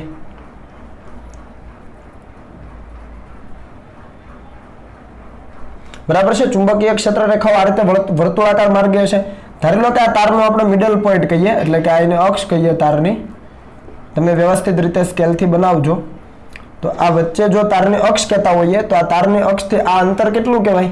તો ધારી લઈએ આપણે એને સ્મોલ આર, કારણ કે આ જે તાર છે એની ત્રિજ્યા કેટલી આપેલી છે આપણને? સ્મોલ એ આપેલી છે. આ દરેક બાબતો સમજાય છે તમને? બરાબર છે. ઉભો તાર લીધો છે જેમાં વહેતો પ્રવાહ I છે, એનું જે ત્રિજ્યા છે, કેમ કે મિડલ પોઈન્ટ થી લઈએ અક્ષ ઉપરથી તો ત્રિજ્યા એની કેટલી લઈ લીધી છે? સ્મોલ એ. અને એના કેન્દ્રથી એટલે કે તારના કેન્દ્રથી સ્મોલ આર જેટલા અંતરે આપણે ચુંબકીય ક્ષેત્ર જોઈએ છે. તો આપણે બિંદુને થોડું અહીંયા ધારીએ. ધારી લો કે અહીંયા P બિંદુ પાસે આપણને ચુંબકીય ક્ષેત્ર જોઈએ. તો આ બિંદુ પાસે ચુંબકીય ક્ષેત્રનું મૂલ્ય કેટલું હોય? તો આપણને ખબર છે કે એક સમાન હોય. કેમ? કારણ કે તારથી એક સમાન અંતર હશે. R જેટલું જ અંતર હોય. તાર મિડલમાં છે અને એની ફરતે R ત્રિજ્યાનું વર્તુળ હોય, લૂપ હોય, તો એના દરેક બિંદુએ મૂલ્ય તો સમાન જ હોય. અને કઈ દિશામાં હોય? તો આપણને ખબર છે સ્પર્શકની દિશામાં. સિમ્પલ. અને dl સદિશ ક્યાં હોય? તો એ પણ એ જ દિશામાં હોય, કારણ કે આપણે આ દિશામાં ધારી લો કે ચાલીએ છીએ તો dl સદિશ પણ એ જ દિશામાં હોય. બરાબર. તો આને આપણે એમ્પિરિયન લૂપ તરીકે લઈ શકીએ. શાના તરીકે લઈ શકીએ? એમ્પિરિયન લૂપ તરીકે. એ એમ્પિરિયન લૂપ પરના કોઈ પણ બિંદુએ તમે ચુંબકીય ક્ષેત્ર અને dl ની દિશા જુઓ તો એક જ સમાન થાય. સિમ્પલ છે. તો આપણે ડાયરેક્ટ ઉપયોગ કરી શકીએ ઇન્ટિગ્રેશન B.dl નો is equal to μ0 into sigma I. હવે આને વ્યાખ્યાયિત કરીએ તો ઇન્ટિગ્રેશન B.dl cos, હવે હું ડાયરેક્ટ લખું છું 0, કારણ કે B અને dl એક જ દિશામાં છે. તમને સમજ ન પડે તો તમારે લખતું જવું. અને સિગ્મા I એટલે તો કે આજે એમ્પિરિયન લૂપ છે એના વડે ઘેરાતો પ્રવાહ ખાલી I જેટલો જ છે, તો આપણે આને કરી દઈએ I. તો અહીંયાથી તમે જોઈ શકો કે ભાઈ આ જે લૂપ છે એમ્પિરિયન લૂપ, એના દરેક બિંદુએ ચુંબકીય ક્ષેત્રનું મૂલ્ય સમાન છે, તો બહાર નીકળી જાય. અંદર શું વધે? ઇન્ટિગ્રેશન dl cos 0 1 થઈ જાય અને અહીંયા વધે μ0 into I. હવે આ ઇન્ટિગ્રેશન dl એટલે આખી કુલ લંબાઈ થાય. તો ત્રિજ્યા r હોય તો કુલ લંબાઈ કેટલી થાય? b. અહીંયા થાય 2 પાઈ small r is equal to μ0 into I. તો p બિંદુ પાસે ચુંબકીય ક્ષેત્ર આપણને મળી જાય μ0 I upon 2 પાઈ r. આ બહારના બિંદુએ ચુંબકીય ક્ષેત્ર આપણને મળી ગયું. તમે જોઈ શકો એ ચુંબકીય ક્ષેત્ર છે એ અંતરના વ્યસ્ત પ્રમાણમાં બદલાય છે. અંતર વધે એમ ચુંબકીય ક્ષેત્ર ઘટે. અને આ સૂત્ર ઓલરેડી આપણે તાર્યું પણ દાખલામાં આવ્યું એટલે આપણે લઈ લીધું. એમ્પિયરના સર્કિટલ નિયમનો ઉપયોગ કરીને ઇઝીલી મેળવી શકાય. હવે એ જ વસ્તુ તમે અહીંયા સરફેસ અહીંયા S બિંદુએ એટલે કે સપાટી ઉપર મેળવવા માંગો તો આપણે લખી શકીએ કે તારની સપાટી પર એટલે કે small r is equal to small a થાય. તારની સપાટી ઉપર એટલે અંતર r કેટલું થઈ જાય? ત્રિજ્યા જેટલું. તો એના માટે b શું લખાય? તો μ0 I upon 2 પાઈ r ની જગ્યાએ લખવું પડે એ જે મહત્તમ હોય. ખ્યાલ આવ્યો? આ b કેવું હોય? મેક્સિમમ હોય. તમે બહાર જાઓ જેમ જેમ દૂર જાવ એમ એમ તો ઘટતું જાય છે, એટલે સપાટી પર ક્ષેત્ર કેવું હશે? મહત્તમ હશે. આપણે સાબિત હમણાં કરી દઈએ. બરાબર. તો આ થયું બહારના બિંદુએ ચુંબકીય ક્ષેત્રનું મૂલ્ય. અને દિશા ક્યાં? તો કે સ્પર્શકની દિશામાં જે તે બિંદુ પાસે. અને સપાટી પર લેવું હોય તો આ અંતર કેટલું થઈ જાય? ત્રિજ્યા જેટલું. તારની ત્રિજ્યા a છે, તો આ સિમ્પલ છે. આ બાબત તો ક્લિયર જ છે. હવે અંદરના બિંદુ માટે વાત કરીએ એટલે આપણે અહીંયા લખીએ કે અંદરના વિસ્તાર માટે નંબર 2 અંદરના વિસ્તાર. અંદરનો વિસ્તાર એટલે ત્રિજ્યા કરતા ઓછું અંતર r લેસ ધેન a માટે. ચાલો, અંદરના વિસ્તાર માટે તારને હું થોડોક મોટો દર્શાવું છું. ત્રિજ્યા એની a જેટલી જ છે સ્મોલ a અને કેપિટલ I જેટલો પ્રવાહ વહે છે. પણ સમજ માટે હું તારને મોટો દર્શાવું છું એટલે સમજજો વ્યવસ્થિત રીતે, જેથી તમે વ્યવસ્થિત રીતે સમજી શકો. સપોઝ કે તારને હું અવડો લઉં છું. આ અનંત લંબાઈનો તાર છે. બરાબર છે, અને આ એની અક્ષ કહેવાય. વચ્ચેથી આપણે પસાર કરીએ તો આ શું કહેવાય? એની અક્ષ કહેવાય. આની અક્ષ છે, જેની ત્રિજ્યા કેટલી આપણે લેવાની છે? તો એની ત્રિજ્યા આપણે લેવાની છે, કેમ કે અંદરના બિંદુની વાત કરીએ છીએ એટલે તારને થોડો હું મોટો દર્શાવું જેથી તમે સમજી શકો. અને વહેતો પ્રવાહ કેટલો છે? I જેટલો છે. ફરીથી અંદરના બિંદુ માટે વાત કરીએ તો અંદરના બિંદુએ ધારો લો કે અહીંયા આપણે ચુંબકીય ક્ષેત્ર શોધવું છે અંદરના બિંદુએ, તો આ અહીંયાથી કેટલું અંતર થયું? આ અંતર થયું સ્મોલ r. ખ્યાલ આવો ને? તો આ સ્મોલ r અંતરે જે P બિંદુ આવ્યું છે ત્યાં આપણે ચુંબકીય ક્ષેત્ર શોધવું છે. તો ફરીથી આપણને ખબર છે કે ભાઈ આ તાર છે, તો તારના કારણે ચુંબકીય ક્ષેત્ર રેખા વર્તુળાકાર માર્ગે હોય. તો સૌપ્રથમ આપણે એ દર્શાવી દઈએ. અહીંયા P બિંદુ પાસે જે ચુંબકીય ક્ષેત્ર શોધવું છે એના માટે ચુંબકીય ક્ષેત્ર રેખાઓ કંઈક આ રીતે વર્તુળાકાર માર્ગે હશે. r ને આપણે થોડોક પછીથી લખીએ. આ રીતે હશે વર્તુળાકાર માર્ગે, કે સમજ ના પડી? વર્તુળાકાર માર્ગે જોઈએ તારના કારણે. ઓકે, હવે આ P બિંદુ પાસે આપણે ચુંબકીય ક્ષેત્ર શોધવું છે. સપોઝ આપણે અહીંયા લઈએ P બિંદુ. તો P બિંદુ છે એ તારના કેન્દ્રથી કેટલા અંતરે? તો કે સ્મોલ r અંતરે. ત્યાં ચુંબકીય ક્ષેત્રની દિશા ક્યાં? તો કે આ તરફ. dl ની દિશા ક્યાં? તો કે એ જ દિશામાં, જેવું આપણે બહારના બિંદુએ લેતા હતા સેમ એવું જ છે, ખાલી બિંદુ છે અંદર આવેલું છે, બાકી b અને dl એક જ દિશામાં હોય. આ વસ્તુ ક્લિયર થઈ? તો આપણે અહીંયા integration b.dl is equal to μ0 into sigma i લેવો પડશે. પણ આ સિગ્મા i એટલે શું? તો કે આ જે એમ્પિરિયન લૂપ છે, હવે અહીંયા આપણે અંદર એમ્પિરિયન લૂપ લીધી છે, તો આ એમ્પિરિયન લૂપ વડે ઘેરાતો વિદ્યુત પ્રવાહ લેવો પડે. ખબર પડી? તો આ છે એમ્પિરિયન લૂપ અંદર જે ડોટેડ લાઈન વડે દર્શાવી છે. તો આ એમ્પિરિયન લૂપ વડે ઘેરાતો પ્રવાહ સિગ્મા i કેટલો? એને આપણે નવું નામ આપીએ i ડેશ. તો આને લખાય ઇન્ટિગ્રેશન b.dl સદિશ is equal to μ0 into i dash. હવે આ i ડેશ આપણે મેળવવો પડે. કેમ? કારણ કે આખો તાર છે એમાં i જેટલો પ્રવાહ વહે છે. આપણે તો એનાથી ઓછો વિભાગ લીધો છે તો એમાં પ્રવાહ ઓછો હશે. ફરીથી રિપીટ કરું છું, i ડેશ આપણે મેળવવો પડે. કેમ? કારણ કે આખા તારમાં i જેટલો પ્રવાહ વહે છે. આપણે ખાલી આટલો નાનકડા વિસ્તાર પૂરતો સ્મોલ r ત્રિજ્યા જેટલા જ વિસ્તારમાંથી પ્રવાહ શોધવાનો છે, કેમ કે એટલું એમ્પિરિયન લૂપ આટલું જ છે. તો એમાંથી વહેતો પ્રવાહ છે કેપિટલ I જેટલો નહીં હોય, એના કરતાં કંઈક ઓછો હશે. તો એના માટે આપણે વિચારી શકીએ કે હવે જો પાઈ a સ્ક્વેર જેટલું ક્ષેત્રફળ હોય તો વહેતો પ્રવાહ I હોય. જુઓ કેમ પાઈ a સ્ક્વેર? કારણ કે ત્રિજ્યા a છે તારની, તો ક્ષેત્રફળ પાઈ a સ્ક્વેર થાય ને પાઈ r સ્ક્વેર મુજબ. તો પાઈ a સ્ક્વેર માં પ્રવાહ I, તો આપણી પાસે કેટલું છે ક્ષેત્રફળ? પાઈ સ્મોલ r સ્ક્વેર. એમાં પ્રવાહ કેટલો? સમજ પડી? પાઈ સ્મોલ a સ્ક્વેર ક્ષેત્રફળ હોય તો પ્રવાહ કુલ I જેટલો વહે છે તારમાં, પણ આપણી પાસે ક્ષેત્રફળ એનાથી ઓછું છે પાઈ r સ્ક્વેર જેટલું અંદરનું બિંદુ છે એના માટે. તો પ્રવાહ કેટલો? તો પ્રવાહ આપણને મળે I dash is equal to pi r square into I છેદમાં પાઈ a સ્ક્વેર. કે ન સમજ પડી આમાં? બરાબર. આના ઉપરથી તમે I ડેશ ને કરતા બનાવો તો પાઈ પાઈ થાય કેન્સલ, અને અહીંયા મળે I into r square by a square. આટલો પ્રવાહ છે એ બંધ લૂપ વડે એટલે કે આ એમ્પિરિયન લૂપ વડે ઘેરાતો હોય. તો આપણે અહીંયા લખી દઈએ, આને કહીએ સમીકરણ 1. તો સમીકરણ 1 પરથી શું આવે? તો હવે દરેક બાબતો આપણે એક સાથે લખીએ છીએ, ધ્યાન આપજો. ઇન્ટિગ્રેશન b.dl, b અને dl એક જ દિશામાં, તો cos 0 ડિગ્રી સાથે લખી દીધું is equal to μ0 I r square by a square. જુઓ I ડેશ ની કિંમત મુકાઈ ગઈ છે. હવે આ લૂપ પરના દરેક બિંદુએ ચુંબકીય ક્ષેત્રનું મૂલ્ય સમાન. દિશા ક્યાં? સ્પર્શકની દિશામાં. આપણે તો મૂલ્ય લીધું છે તો મૂલ્ય સમાન, તો બહાર નીકળી જાય. ઇન્ટિગ્રેશન dl વધે, અહીંયા cos 0 1 થાય, અહીંયા આવ્યું μ0 I r square upon a square. હવે આ ઇન્ટિગ્રેશન dl એટલે શું? તો કે જે પણ આપણે લૂપ લીધી છે એની લંબાઈ, ખાસ જોજો, આપણે જે લૂપ લીધી છે એની લંબાઈ ગાઉસના નિયમમાં પણ આવું જ કરતા હતા. જેને આપણે પૃષ્ઠ લેતા હતા એનું ક્ષેત્રફળ લેતા હતા. સેમ ટુ સેમ અહીંયા તમે જે એમ્પિરિયન લૂપ લીધી છે એની લંબાઈ તો કેટલી થાય? 2 પાઈ સ્મોલ r. તો અહીંયા લખાય b into 2 pi r is equal to μ0 I r square by a square.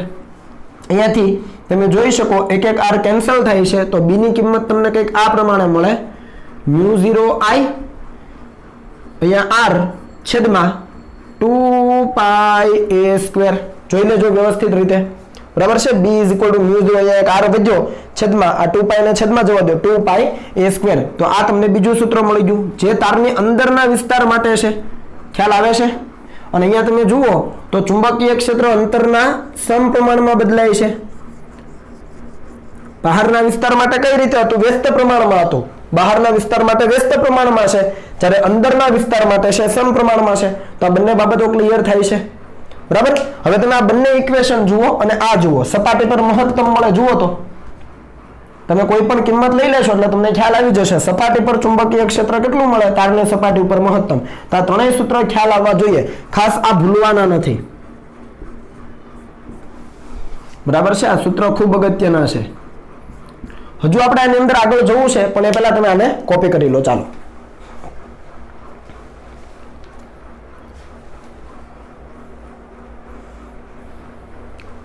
Ready? Okay. તો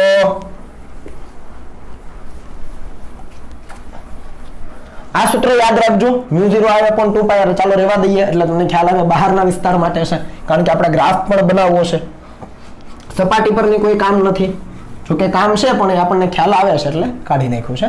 તો આની જ અંદર આપણે જો આગળ વિચારીએ, અહીંયા દાખલો પૂરો થઈ ગયો છે તમારો, જે સાબિત કરવાનું હતું. એક આલેખ આવશે એ જોઈશું, પણ આની અંદર થોડું તમારો જેનિટનો કન્સેપ્ટ આપણે ભેળવીએ તો તમને ખ્યાલ આવે કે તમે જુઓ અહીંયા πa² શું છે? πa² છે શું? ક્ષેત્રફળ છે. કોનું? આપેલા તારનું. તો પ્રવાહના છેદમાં ક્ષેત્રફળ, ચેપ્ટર નંબર 3 યાદ આવે છે? વિદ્યુત પ્રવાહ ઘનતા J બરાબર I/A એટલે ક્ષેત્રફળ. ખ્યાલ આવે છે? તો I તારમાં વહેતો પ્રવાહ છે અને એનું ક્ષેત્રફળ, તો પ્રવાહ ઘનતા મળી જાય તો આપણે અહીંયા લખી શકીએ. ચાલો આને નંબર 2 કહી દઈએ. તો આપણે લખી શકીએ કે પરંતુ J = I/A. અહીંયા I/A એટલે તારના આડછેદનું ક્ષેત્રફળ. πa² થાય, ત્રિજ્યા a છે તાર માટે, તો πa² હોવાથી સમીકરણ 2 પરથી શું લખાય વિચારો?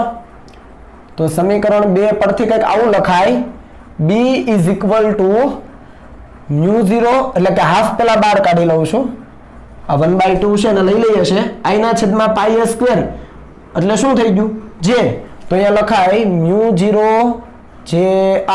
તો આ સૂત્ર પણ અગત્યનું છે, સીધી વસ્તુ છે. હાફ બાર આવી ગયા, μ0r પણ છે, I/πa² એને તમે જે લખી દીધો, સિમ્પલ છે. તો આ રીતે પણ તમે લખી શકો. આની દિશા ક્યાં હોય તો આપણને ખબર છે, દરેક બિંદુ પાસે સ્પર્શકની દિશામાં જે આપણે જનરલી મેળવીએ છીએ એ જ રીતે. જો આને સદિશ સ્વરૂપમાં લખવું હોય તો આપણે આ રીતે લખી શકીએ, સદિશ સ્વરૂપે લખવું હોય ને તો સદિશ b = 1/2 μ0 J સદિશ ક્રોસ r સદિશ, આ રીતે લખવું પડે. હવે તમને ખબર છે કે સદિશ ગુણાકાર હોય તો બે રીતે થાય, ક્યાં તો r ક્રોસ j લખાય અથવા j ક્રોસ r લખાય. તો મેં અહીંયા j ક્રોસ r લખ્યું છે સીધું. તમે આને વેરીફાઈ કરી શકો. b ની દિશા ક્યાં હોય? j અને r વડે બનતા સમતલને લંબ રૂપે, અથવા જેની દિશામાં આંગળીઓ r તરફ ઘુમાવો એટલે અંગૂઠો તમને b ની દિશા આપે. તો એ વસ્તુ સમજીએ તો તમને એમ થાય જેની દિશા ક્યાં હોય તો I ની દિશામાં જ જેની દિશા હોય ભાઈ. જે સદિશની દિશા છે I ની દિશામાં જોઈએ. હવે તમે વિચારો, આ બિંદુ પાસે ચુંબકીય ક્ષેત્ર શોધવું હતું ને, બહારનું બિંદુ, તો જે ક્યાં છે? ઉપર તરફ. I ક્યાં છે? સોરી, r ક્યાં છે? આ બાજુ. જે ઉપર તરફ, r છે ત્રાસો છે, આ બાજુ આવો દો તો b આ બાજુ મળ્યો. જુઓ, જે ક્રોસ r ની દિશામાં જ b મળે. જે ક્રોસ r ની દિશામાં જ b મળે. વેરીફાઈ કરી લો. I ની દિશામાં જ જે હોય આ સૂત્ર પ્રમાણે, I જે દિશામાં એ જ દિશામાં જે લઈ લેવાનો અત્યારે. સમજ પડી? તો તમે અહીંયા જોઈ શકો કે ભાઈ જે ઉપર તરફ છે અને જેથી r તરફ, r ત્રાસો છે તો જેથી r તરફ ઘુમાવો એટલે અંગૂઠો આ બાજુ મળે તો અંગૂઠાની દિશામાં b. તો આ સૂત્ર પણ તમારા માટે અગત્યનું બને, એટલે આને ખાસ ભૂલવાનું નથી. ખ્યાલ આવે છે? ઓકે. તો આ વાત થઈ વિદ્યુત પ્રવાહ ઘનતાના સંદર્ભમાં. ઓકે, હવે આપણે આલેખ બનાવીએ. તો આલેખ કોનો બનાવીએ? તો તારની અંદરના વિસ્તારમાં ચુંબકીય ક્ષેત્ર અને તારની બહારના વિસ્તારમાં ચુંબકીય ક્ષેત્ર, એનો જરાક આલેખ આપણે બનાવીએ એટલે તમને વધારે સમજ આવે. જુઓ, આ અંતર છે r, આ ચુંબકીય ક્ષેત્ર છે b, અને અહીંયા આપણે કહી દઈએ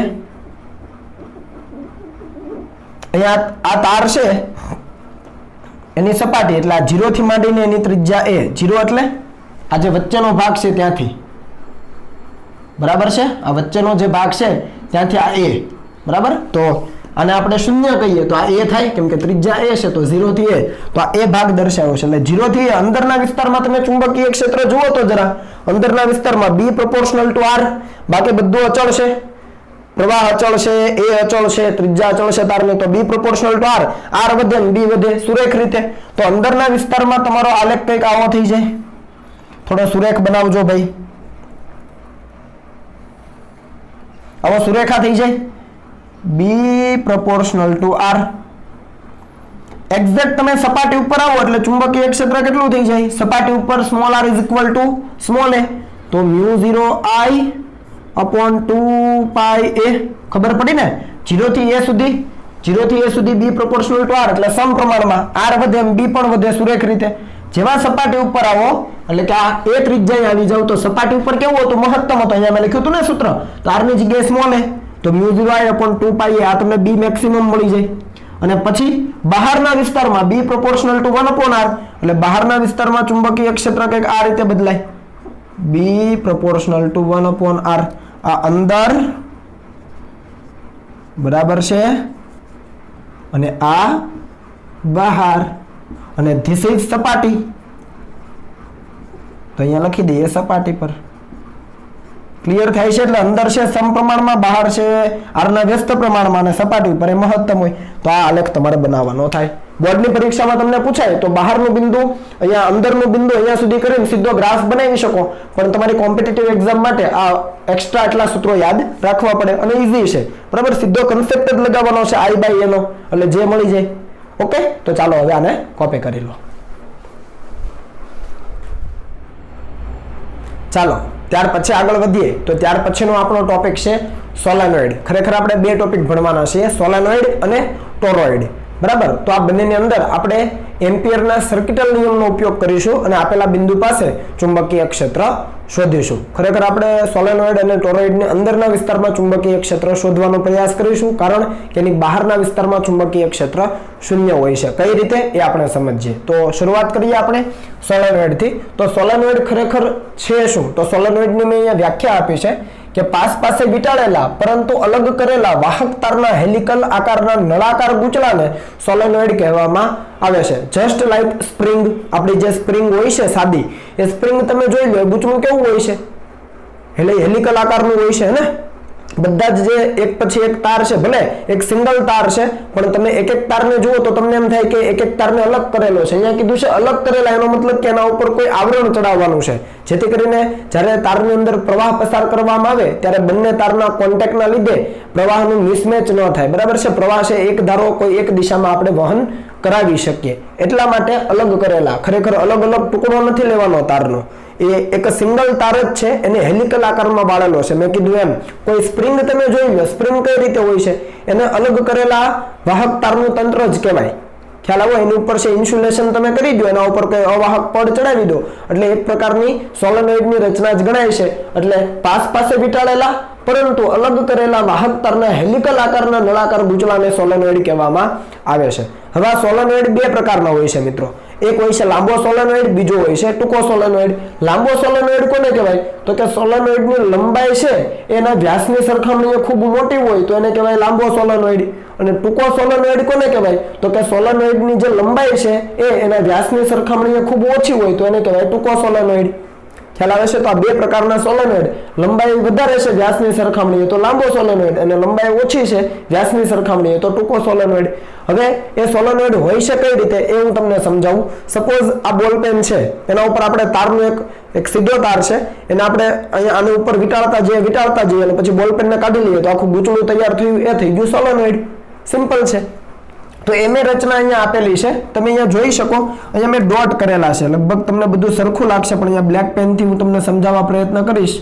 તો અહીંયા મેં ડોટ કરેલા છે. આ ડોટનો મતલબ શું? આ વાહક તાર દર્શાવે છે જેની અંદર વહેતો પ્રવાહ છે એ બહારની દિશામાં છે. ક્યાં તરફ? બહાર તરફ. આ વાત કરેલી છે. ડોટનો મતલબ બહાર તરફ પ્રવાહ છે. અને અહીંયા ક્રોસ માર્ક કરેલા છે. આ ક્રોસ માર્કનો મતલબ શું? તો કે પ્રવાહ ક્યાં જાય છે? અંદર તરફ.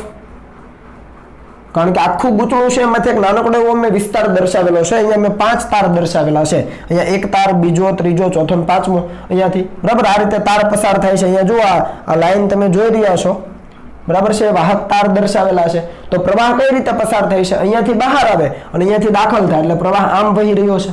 અહીંયાથી બહાર આવે ને આમાં દાખલ થાય, અહીંયાથી બહાર આવે ને આમાં દાખલ થાય એટલે પ્રવાહ આમ વહી રહ્યો છે. તો ચુંબકીય ક્ષેત્ર કઈ રીતે હશે? આંગળા આમ વાળો, અંગૂઠો ચુંબકીય ક્ષેત્રની દિશા આપે એટલે ચુંબકીય ક્ષેત્ર જમણી બાજુ હશે. સમજ પડી? આ તાર છે એમાંથી પ્રવાહ બહાર આવે ને અહીંયાથી અંદર દાખલ થાય. તો તાર તો ગૂંચળું જ છે ને આખું સિમ્પલ. તો અહીંયાથી બહાર નીકળો આ રીતે આમ આગળ જાય છે. રેડી? તો બહાર નીકળે છે ત્યાંથી આંગળા એ દિશામાં વાળો આ રીતે, અહીંયાથી બહાર નીકળે નીચે દાખલ થાય. તો અંગૂઠો ક્યાં આવે? જમણી તરફ. તો ચુંબકીય ક્ષેત્ર જમણી તરફ છે. આ એક વસ્તુ ક્લિયર. બીજી બાબત, દરેક તાર છે, દરેક તાર એની આજુબાજુ ચુંબકીય ક્ષેત્ર કઈ રીતે હોય? વિચારો. તાર છે, ચુંબકીય ક્ષેત્ર બહાર આવતું હોય તો ચુંબકીય ક્ષેત્ર બહાર આવતું હોય તો અંગૂઠો એ તરફ, પ્રવાહ બહાર આવે છે તો અંગૂઠો એ તરફ. તો ચુંબકીય ક્ષેત્ર રેખાઓ કઈ રીતે? વર્તુળાકાર હોય આ રીતે. જુઓ છે, બહાર આવતો હોય, પ્રવાહ બહાર આવતો હોય તો પ્રવાહની દિશામાં અંગૂઠો, આંગળીઓ કોની દિશા આપે? ચુંબકીય ક્ષેત્રની. તો જુઓ દરેક પાસે ચુંબકીય ક્ષેત્ર રેખાઓ અલગ અલગ તારની દર્શાવી. એવી રીતે નીચેના બિંદુએ વિચારો, પ્રવાહ ક્યાં જાય છે? અંદર. તો પ્રવાહ અંદર તો અંગૂઠો અંદર, આંગળાઓ આ રીતે. તો આ રીતે જુઓ છે બધી જ જગ્યાએ. હવે તમે જુઓ આ એક તાર અને બીજો તાર જુઓ, એકના કારણે ચુંબકીય ક્ષેત્ર આ બિંદુ અહીંયા અને બીજાના કારણે ચુંબકીય ક્ષેત્ર અહીંયા. તો આ બંને પરસ્પર કેવા થાય? નાબૂદ થાય. આ તો મેં તાર અલગ અલગ દર્શાવ્યા છે. આપણે તો તાર કેવા લીધેલા છે? ખૂબ પાસે વીંટાળેલા. એટલે એકનું જે ચુંબકીય ક્ષેત્ર છે અને બીજાનું ચુંબકીય ક્ષેત્ર નજીક નજીક કેવું થાય? કેન્સલ. અહીંયા પણ કેન્સલ, અહીંયા પણ કેન્સલ, અહીંયા પણ. એવી રીતે નીચે વિચારો. જુઓ અહીંયા નીચે એરો જાય અને બીજાના કારણે ઉપર એરો જાય. સમજ આવે છે? તો અહીંયા પણ કેન્સલ, અહીંયા પણ કેન્સલ, અહીંયા પણ કેન્સલ, અહીંયા પણ કેન્સલ. એવી રીતે તમે બધા જ તાર માટે વિચારો તો તમને ચુંબકીય ક્ષેત્ર મળે ક્યાં? માત્ર તો કે એની અક્ષ પરના આ જે વચ્ચેથી પસાર થાય એને કહેવાય સોલેનોઇડની અક્ષ. અહીંયા મેં સોલેનોઇડ દર્શાવ્યો છે. આ વચ્ચેની લાઈન જુઓ, સોલેનોઇડની અક્ષ ઉપર જ તમને ચુંબકીય ક્ષેત્ર મળે, બાકી એને લંબ રૂપે કેન્સલ થાય. આ અક્ષ છે એને લંબ રૂપે જુઓ, ક્યાંય ચુંબકીય ક્ષેત્ર દેખાય છે નહીં. લંબ રૂપે જુઓ, ક્યાંય ચુંબકીય ક્ષેત્ર દેખાય છે નહીં. એને સમાંતર જુઓ, અક્ષને સમાંતર જુઓ. અહીંયા તમે ચુંબકીય ક્ષેત્ર ગણો તો અહીંયા ક્યાં આવે? આ બાજુ આવે, અહીંયા પણ આ બાજુ આવે. જુઓ એક જ દિશામાં થઈ ગયા બધા એરો. તો અહીંયા ચુંબકીય ક્ષેત્ર છે એનો સરવાળો થાય. નીચે માટે વિચારો, નીચે માટે વિચારો. જુઓ ત્યાં પણ બધા એક જ દિશામાં છે ડાબી બાજુ. તો ચુંબકીય ક્ષેત્રનો સરવાળો થાય. એવી જ રીતે તમે આ બિંદુએ પણ વિચારી શકો. આ બધા જ બિંદુએ ચુંબકીય ક્ષેત્રની દિશા પહેલી તરફ છે. અહીંયા પણ બધા બિંદુએ ચુંબકીય ક્ષેત્રની દિશા જમણી તરફ છે. તો ત્યાં બધા ચુંબકીય ક્ષેત્રનો સરવાળો થાય. એટલે આ જે સોલેનોઇડ છે એની અક્ષ ઉપર છે ચુંબકીય ક્ષેત્રનું મૂલ્ય મળે, પણ અક્ષને લંબ રૂપે ચુંબકીય ક્ષેત્ર શૂન્ય થઈ જાય. તો આને આખી રેખાકૃતિ દર્શાવેલી છે. અને જેમ જેમ આપણે દૂર જઈએ એમ ચુંબકીય ક્ષેત્ર નબળું પડતું જાય. આ જે વચ્ચેનો વિસ્તાર છે ને એને અંદરનો ભાગ કહેવાય અને એની બહારનો જે વિસ્તાર છે, આ તાર છે એની બહારનો વિસ્તાર, સોલેનોઇડની બહારનો વિસ્તાર કહેવાય અને અંદરનો વિસ્તાર કહેવાય. આ બે તારની વચ્ચેનો જે વિસ્તાર એને સોલેનોઇડનો અંદરનો વિસ્તાર કહેવાય. સિમ્પલ. તો અંદરના વિસ્તારમાં તમે ચુંબકીય ક્ષેત્ર રેખાઓ ઘણી બધી હોય, એમાંથી જો અહીંયાથી નીકળીને આમ દાખલ થઈને આવતી હોય ને એવી રીતે અહીંયાથી પણ જાય અને આ બાજુ બહાર નીકળે. એટલે મેં અમુક ભાગ દર્શાવેલો છે. અંદરના વિસ્તારમાં ચુંબકીય ક્ષેત્ર લગભગ એક સમાન હોય એમ લખ્યું છે અહીંયા. સોલેનોઇડની અંદરના વિસ્તારમાં ચુંબકીય ક્ષેત્ર એક સમાન હોય છે. જેવી રીતે આપણે કેપેસિટરની બે પ્લેટ વચ્ચે લેતા હતા, યાદ આવે છે? કેપેસિટરની બે પ્લેટ વચ્ચે વિદ્યુત ક્ષેત્ર એક સમાન લેતા હતા. રેડી? એવી જ રીતે અહીંયા સોલેનોઇડની અંદરના વિસ્તારમાં ચુંબકીય ક્ષેત્ર એક સમાન હોય અને બહારના વિસ્તારમાં એ નહિવત પ્રમાણમાં હોય. તમે જુઓ અંદરનું બિંદુ P લીધું ત્યાં લગભગ ચુંબકીય ક્ષેત્ર એક સમાન છે, પણ બહારનું બિંદુ Q લીધું છે સોલેનોઇડની બહાર, ત્યાં ચુંબકીય ક્ષેત્ર રેખાઓ માંડ થોડી થોડી છે, જૂજ પ્રમાણમાં અને ઓછા પ્રમાણમાં. એટલે ચુંબકીય ક્ષેત્ર ત્યાં નહિવત હોય છે, જેને આપણે લગભગ શૂન્ય કહી શકીએ. તો આ કન્સેપ્ટ ખબર પડી ગઈ. હજુ એક બાબત સમજીએ કે આ સોલેનોઇડની અંદર તારમાંથી પ્રવાહ અહીંયાથી બહાર નીકળે, અહીંયાથી દાખલ થાય એટલે આંગળીઓ આ રીતે કરીએ તો ચુંબકીય ક્ષેત્રની દિશા આ રીતે મળી. પણ આમાંથી કયો છેડો S ધ્રુવ તરીકે એટલે કે દક્ષિણ ધ્રુવ અને કયો છેડો N ધ્રુવ તરીકે એટલે કે ઉત્તર ધ્રુવ તરીકે વર્તે એ પણ જોઈએ. તો પ્રવાહ આ રીતે વહે છે એટલે આંગળીઓ આ રીતે ઘુમાવો. હું ઓબ્ઝર્વેશન આ બાજુથી લઉં છું, આ બાજુથી, ડાબી બાજુથી. તો પ્રવાહ આમ વહે છે, આમ.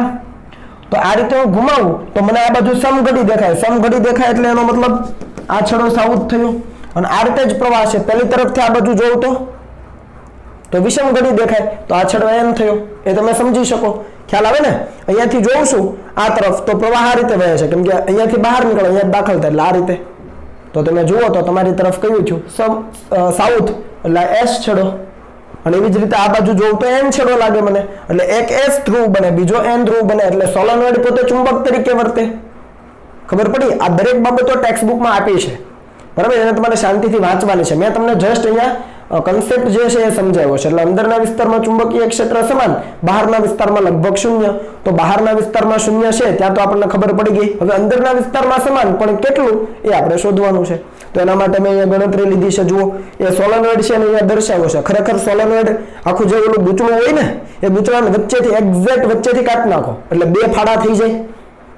આખું જે ગૂંચળું હોય સોલેનોઇડનું એને વચ્ચેથી એક્ઝેક્ટ ફાડી નાખો એટલે બે ફાડા થઈ જાય. એમાંનો એક ભાગ મેં દર્શાવ્યો છે. જુઓ, આ રીતનું હોય ને, આમ અર્ધ વર્તુળાકાર, અને આખો જે વર્તુળ આખું ફરતું એના બદલે અડધો ભાગ કરી નાખો તો અડધો ભાગ મેં દર્શાવ્યો છે. અહીંયા જુઓ, એમાંથી આ ડોટ એટલે પ્રવાહ બહાર આવે છે, ક્રોસ એટલે પ્રવાહ અંદર જાય છે. એટલે છે તો એ જ વસ્તુ. અંદરના વિસ્તારમાં સમાન ચુંબકીય ક્ષેત્ર દર્શાવેલું છે. અને આ લાંબો સોલેનોઇડ મેં ધ્યાનમાં લીધો છે, વચ્ચે સોલેનોઇડની અક્ષ દર્શાવેલી છે. હવે ચુંબકીય ક્ષેત્ર તો સમાન થઈ ગયું, એટલે ચુંબકીય ક્ષેત્ર સમાન થઈ ગયું તો આપણા માટે કામ ઈઝી થઈ ગયું. એમ્પિયરનો સર્કિટલ નિયમ વાપરી શકીએ, કારણ કે જો બી સમાન હોય તો બી નું મૂલ્ય પણ સમાન છે. બી સમાન છે એનો મતલબ શું? એનું મૂલ્ય અને દિશા બંને સમાન. મૂલ્ય પણ સમાન છે ને દિશા ક્યાં છે? જમણી બાજુ. સિમ્પલ છે ભાઈ, વાર્તા પૂરી થઈ. તો એમ્પિયરના સર્કિટલ નિયમનો ઉપયોગ કરી શકીએ આપણે. સ્ટેટમેન્ટ આપણે જાણીએ છીએ. હવે આપણે ડાબી અને જમણી બાજુ અલગ અલગ મેળવીએ. રેડી? તો આ મેળવવા માટે આપણે શું કરવું પડે? સૌ પ્રથમ એમ્પિરિયન લૂપ લેવું પડે. તો જો એમ્પિરિયન લૂપ હું લઉં છું લંબચોરસ આકારનું, A B C D A આખો એક લૂપ લીધું છે. તમે જુઓ, લંબચોરસ લૂપ જેની લંબાઈ L કહું છું અને પહોળાઈ B. પહોળાઈ લેવાની જરૂર નથી કારણ કે લંબાઈની જરૂર પડશે. તો આ A B C D શું છે? એમ્પિરિયન લૂપ છે, બરાબર છે? એના માટે આપણે એમ્પિયરનો નિયમ લગાવીએ. તો સૌ પ્રથમ ડાબી બાજુ મેળવીએ. તો ડાબી બાજુ ઇન્ટિગ્રેશન B.dl, આ ડોટ ગુણાકાર છે તો ડોટ ગુણાકાર શરૂ કરવાનો. અહીંયા ચાર બાજુઓ છે, AB BC CD અને D. આ ચારે ચાર બાજુ માટે B.dl મેળવવું પડે. ખાસ જોજો. હવે A થી B માટે મેળવવું પડે, વત્તા B થી C માટે મેળવવું પડે, વત્તા C થી D માટે, વત્તા D થી A થી B, B થી C, C થી D અને D થી A. ચાર ભાગ પાડી દીધા, ચારેનો સરવાળો કરી દીધો તો કુલ આપણને ઇન્ટિગ્રેશન મળી જાય. સિમ્પલ. હવે તમે A થી B માટે વિચારો. જો A થી B માટે વિચારો તો તમે જવાના ક્યાં? તમારું dl ક્યાં છે? A થી B માં, અને B પણ એ જ દિશામાં. તો A થી B, B dl cos theta, theta એટલે 0 કારણ કે જે દિશામાં B એ જ દિશામાં dl. તો B નું મૂલ્ય, dl નું મૂલ્ય, બંને વચ્ચેનો ખૂણો 0 તો cos 0. હવે B થી C માટે વિચારો તો B થી C એટલે તમે dl આમ અને B આ તરફ, dl ઉપર અને B આ તરફ તો લંબ થઈ ગયું તો cos 90 0. એટલે આ પદ કેવું થવાનું? તમારું શૂન્ય થવાનું. સમજ પડી કે ન પડી? રેડી? પછી C થી D માટે, તો C થી D માટે dl આ બાજુ છે પણ ત્યાં B છે, બહારનું બિંદુ આવી ગયું. ત્યાં ચુંબકીય ક્ષેત્ર છે નથી, બહારના વિસ્તારમાં ચુંબકીય ક્ષેત્ર લગભગ શૂન્ય. તો આ પદ પણ કેવું થઈ જાય? શૂન્ય થઈ જાય. રેડી? અને D થી A વિચારો. D થી A માટે જુઓ, તમારું સ્થાનાંતર નીચે તરફ એટલે dl નીચે પણ B ક્યાં છે? આમ સ્થાનાંતર નીચે અને B આમ તો cos 90 0.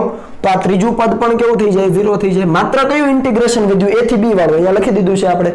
B અચળ છે તો બહાર કાઢી શકાય. cos 01 ઇન્ટિગ્રેશન A થી B dl. હવે A થી B કરીએ તો એ કુલ લંબાઈ કેટલી છે? ખાલી L છે. જુઓ, A થી B ની લંબાઈ આપણે કેટલી લીધી? L. તો B * L થઈ ગયું. ડાબી બાજુનું કામ પૂરું થયું. આટલી વસ્તુ સમજ પડી? દરેક નાના નાના ભાગ માટે આપણે B.dl મેળવું. એમાં ત્રણ ભાગ કેન્સલ થઈ જાય છે. બેના માટે B અને dl 90 ડિગ્રી છે, એક માટે B 0 છે. રેડી? તો આ વસ્તુ ક્લિયર થઈ ગઈ છે. હવે જમણી બાજુ મેળવીએ. જમણી બાજુમાં સિગ્મા I મેળવવાનો. આ સિગ્મા I શું છે? એમ્પિરિયન લૂપ વડે ઘેરાતો પ્રવાહ છે. શું છે? એમ્પિરિયન લૂપ વડે ઘેરાતો પ્રવાહ. તો અહીંયા ઘણા બધા આંટાઓ છે, એમાંથી આ લૂપ વડે ઘેરાતા આંટાઓ તો થોડાક જ છે. જુઓ, આંટાઓ તો ઘણા બધા છે ને, લાંબો સોલેનોઇડ લીધો તો ઘણા બધા આંટાઓ હોય. આ લૂપની બહાર ઘણા આંટાઓ છે, પણ આપણે લૂપ વડે જે આંટાઓ ઘેરાય અને એમાંથી જે પ્રવાહ પસાર થાય છે સિગ્મા, એ જ લેવાનો છે. સમજ પડી? તો તમે અહીંયા જમણી બાજુ માટે લખી શકો કે ધારો કે સોલેનોઇડની એકમ લંબાઈ દીઠ આંટાની સંખ્યા સ્મોલ n છે. સપોઝ ધારી લઈએ કે સોલેનોઇડની એકમ લંબાઈ દીઠ આંટાઓની સંખ્યા સ્મોલ n છે. સ્મોલ n નો મતલબ શું? તો કે કેપિટલ N ના છેદમાં L, એકમ લંબાઈ દીઠ આંટાની સંખ્યા. સોલેનોઇડની એકમ લંબાઈ દીઠ આંટાની સંખ્યા એટલે સ્મોલ n. આ n એટલે સોલેનોઇડની અંદર રહેલા કુલ આંટા, યાદ રાખજો આ. અને L એટલે સોલેનોઇડની કુલ લંબાઈ. રેડી છે? આનો ઉપયોગ આપણે દાખલાઓમાં બહુ મોટા પ્રમાણમાં કરીશું. એટલે કુલ આંટાના છેદમાં કુલ લંબાઈ એટલે તમને સ્મોલ n મળી ગયું, એકમ લંબાઈ દીઠ આંટાની સંખ્યા. હવે તો કે એકમ લંબાઈ દીઠ આંટાની સંખ્યા n, એટલે જો એકમ લંબાઈ હોય તો આંટાની સંખ્યા n. આપણી પાસે કેટલી લંબાઈ છે? ખાલી l લંબાઈ છે, લૂપ કેટલી લંબાઈની છે? l લંબાઈની. તો l લંબાઈમાં આટાની સંખ્યા કેટલી? એકમ લંબાઈ દીઠ આટાની સંખ્યા આપણે n કીધી, તો l લંબાઈ દીઠ l લંબાઈની લૂપ છે, તો l લંબાઈ દીઠ કેટલી? n * l. તો l લંબાઈમાં આટાની સંખ્યા n * l મળી ગઈ. સિમ્પલ. ચાલો, તો આ લૂપ વડે જે આટાઓ મળ્યા, લૂપની અંદર જેટલા આટાઓ આવી જાય આપણને મળી જાય. અહીંયા n ની કિંમત તમે n/l મૂકી શકો. ક્લિયર છે વસ્તુ? ચાલો, હવે એક આટામાંથી વહેતો પ્રવાહ I હોય, એક આટામાંથી વહેતો પ્રવાહ I હોય, તો આપણી પાસે કેટલા આટા છે? n * l. તો કુલ પ્રવાહ કેટલો? લૂપ વડે આટા કેટલા ઘેરાય છે? l લંબાઈમાં કેટલા આટા ઘેરાય છે? n * l. સમજ પડી? આટલા આટા ઘેરાય છે. તો હવે આપણે એવું કહી શકીએ કે એક આટામાંથી વહેતો પ્રવાહ I જેટલો હોય તો nl આટામાંથી વહેતો પ્રવાહ કેટલો? એટલે nLi થાય. એટલે કે લૂપ વડે ઘેરાતો કુલ પ્રવાહ સિગ્મા I આપણને મળી ગયો, nLi. સમજ પડી? ટૂંકમાં રિપીટ કરું છું. એકમ લંબાઈ દીઠ આટાની સંખ્યા n લીધી, એકમ લંબાઈ દીઠ n, તો l લંબાઈ દીઠ કેટલા? તો કે n * l. એક આટામાંથી I જેટલો તો nl આટામાંથી કેટલો? nLi જેટલો. સિમ્પલ છે, ત્રિરાશી જ મૂકી બે વખત આપણે. તો સિગ્મા I મળી ગયો, એટલે કે આ લૂપ વડે ઘેરાતો પ્રવાહ આપણને મળી ગયો છે સિગ્મા nLi. જ્યાં I શું છે? સોલેનોઇડ માંથી વહેતો પ્રવાહ છે. આટલી વસ્તુ ક્લિયર રાખજો. ચાલો આટલું લખો, પછી આગળ વધીએ. ઓકે,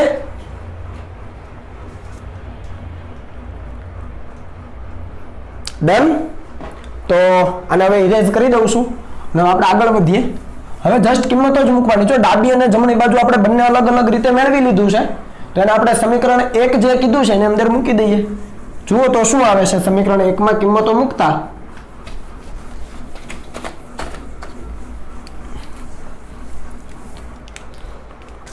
તો અહીંયા સમીકરણ 1 માં કિંમતો મૂકો તો આપણે લખી શકીએ કે સમીકરણ 1 પરથી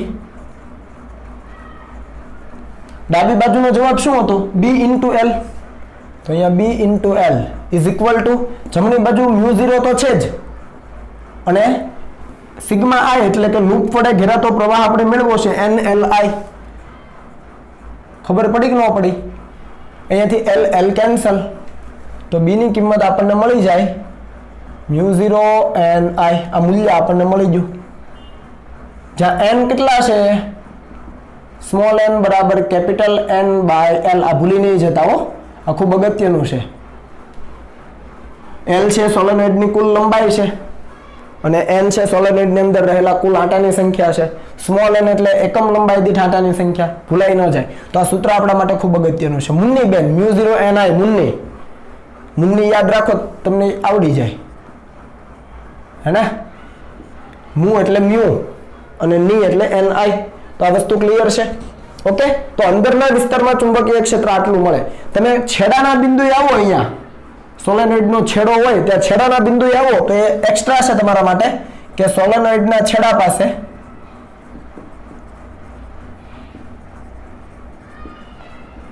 એટલે કે એન્ડ કહેવાય, હે ને? એન્ડ પોઈન્ટ કહેવાય ને સોલેનોઇડના. તો ત્યાં ચુંબકીય ક્ષેત્ર વચ્ચેના વિભાગ કરતા અડધું હોય, અથવા તમે લખી શકો b આટલું હોય. જુઓ, સોલેનોઇડની અંદર આટલું, પણ છેડા પાસે જાઓ તો અંદર જેટલું હોય ને એના કરતા અડધું, b/2. એટલે કે b કેટલો હતો? તો કે μ0 ni, એનું અડધું હોય. આ સાબિત કરવાની જરૂર નથી, જસ્ટ યાદ રાખવાનું છે. બરાબર છે? ચાલો, તો આટલી વસ્તુ ક્લિયર થઈ ગઈ છે.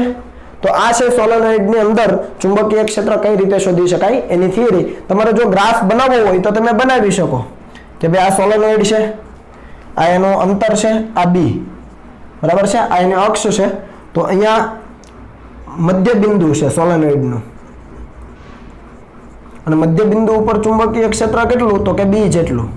પછી જેમ જેમ તમે દૂર જાઓ તો અહીંયા છેડાનું બિંદુ આવે, અહીંયા પણ છેડો આવે, તો અહીંયા આપણે લખીએ છેડો, અહીંયા પણ સોલેનોઇડનો છેડો. તો ત્યાં b કેટલું થઈ જાય? તો કે b/2 થઈ જાય. એટલે આ ગ્રાફ છે ને તમારો કંઈક આવો થાય. અંદરના વિસ્તારમાં તો અચળ જ છે, અંદરના વિસ્તારમાં તો અચળ જ છે, પણ જેવા તમે છેડા પાસે પહોંચો ને એટલે ચુંબકીય ક્ષેત્ર ઘટીને કેટલું થઈ જાય? b જેટલું થઈ જાય. આ ગ્રાફ તમારે બનાવવાની જરૂર નથી, જસ્ટ તમારી જાણ માટે છે. તમે જોઈ શકો કે ચુંબકીય ક્ષેત્ર ઘટીને કેટલું થઈ ગયું છે? લગભગ અડધું થઈ જાય છે. ખ્યાલ આવ્યો? વચ્ચેના વિસ્તારમાં તમે જુઓ એક્ઝેક્ટ અચળ છે કેટલું b જેટલું μ0 ni જેટલું, પણ તમે છેડાના બિંદુએ આવો છો છેડા પાસે તો એ કેટલું થઈ જાય છે ઘટીને b/2 જેટલું થઈ જાય છે। સમજ પડી? તો આ એક ગ્રાફ છે, તમારે યાદ રાખવું હોય તો તમારી જાણ માટે, બરાબર। બોર્ડની પરીક્ષામાં અહીંયા સુધી લખવાનું થાય। ચાલો તો હવે આને કોપી કરી લો, પછી આપણે ટોરોઇડ વિશે ભણીએ। ચાલો ત્યાર પછીની થિયરી જોઈએ તો એનું નામ છે ટોરોઇડ। ટોરોઇડ શું છે?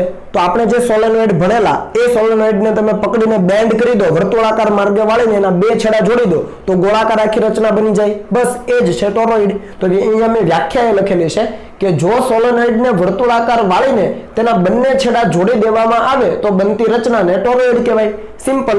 જે સોલેનોઇડ હતો આપણો એને પકડીને એના બંને છેડા પકડીને તમે વાળી દો વર્તુળાકાર માર્ગે અને બંને છેડા જોડી દો તો ટોરોઇડ બની જાય। જુઓ રચના કંઈક આવી થઈ જાય, અને આમ ખોલી નાખો તો સોલેનોઇડ બને અને વાળી દો તો ટોરોઇડ બની ગયો, બસ ફરક આટલો જ છે।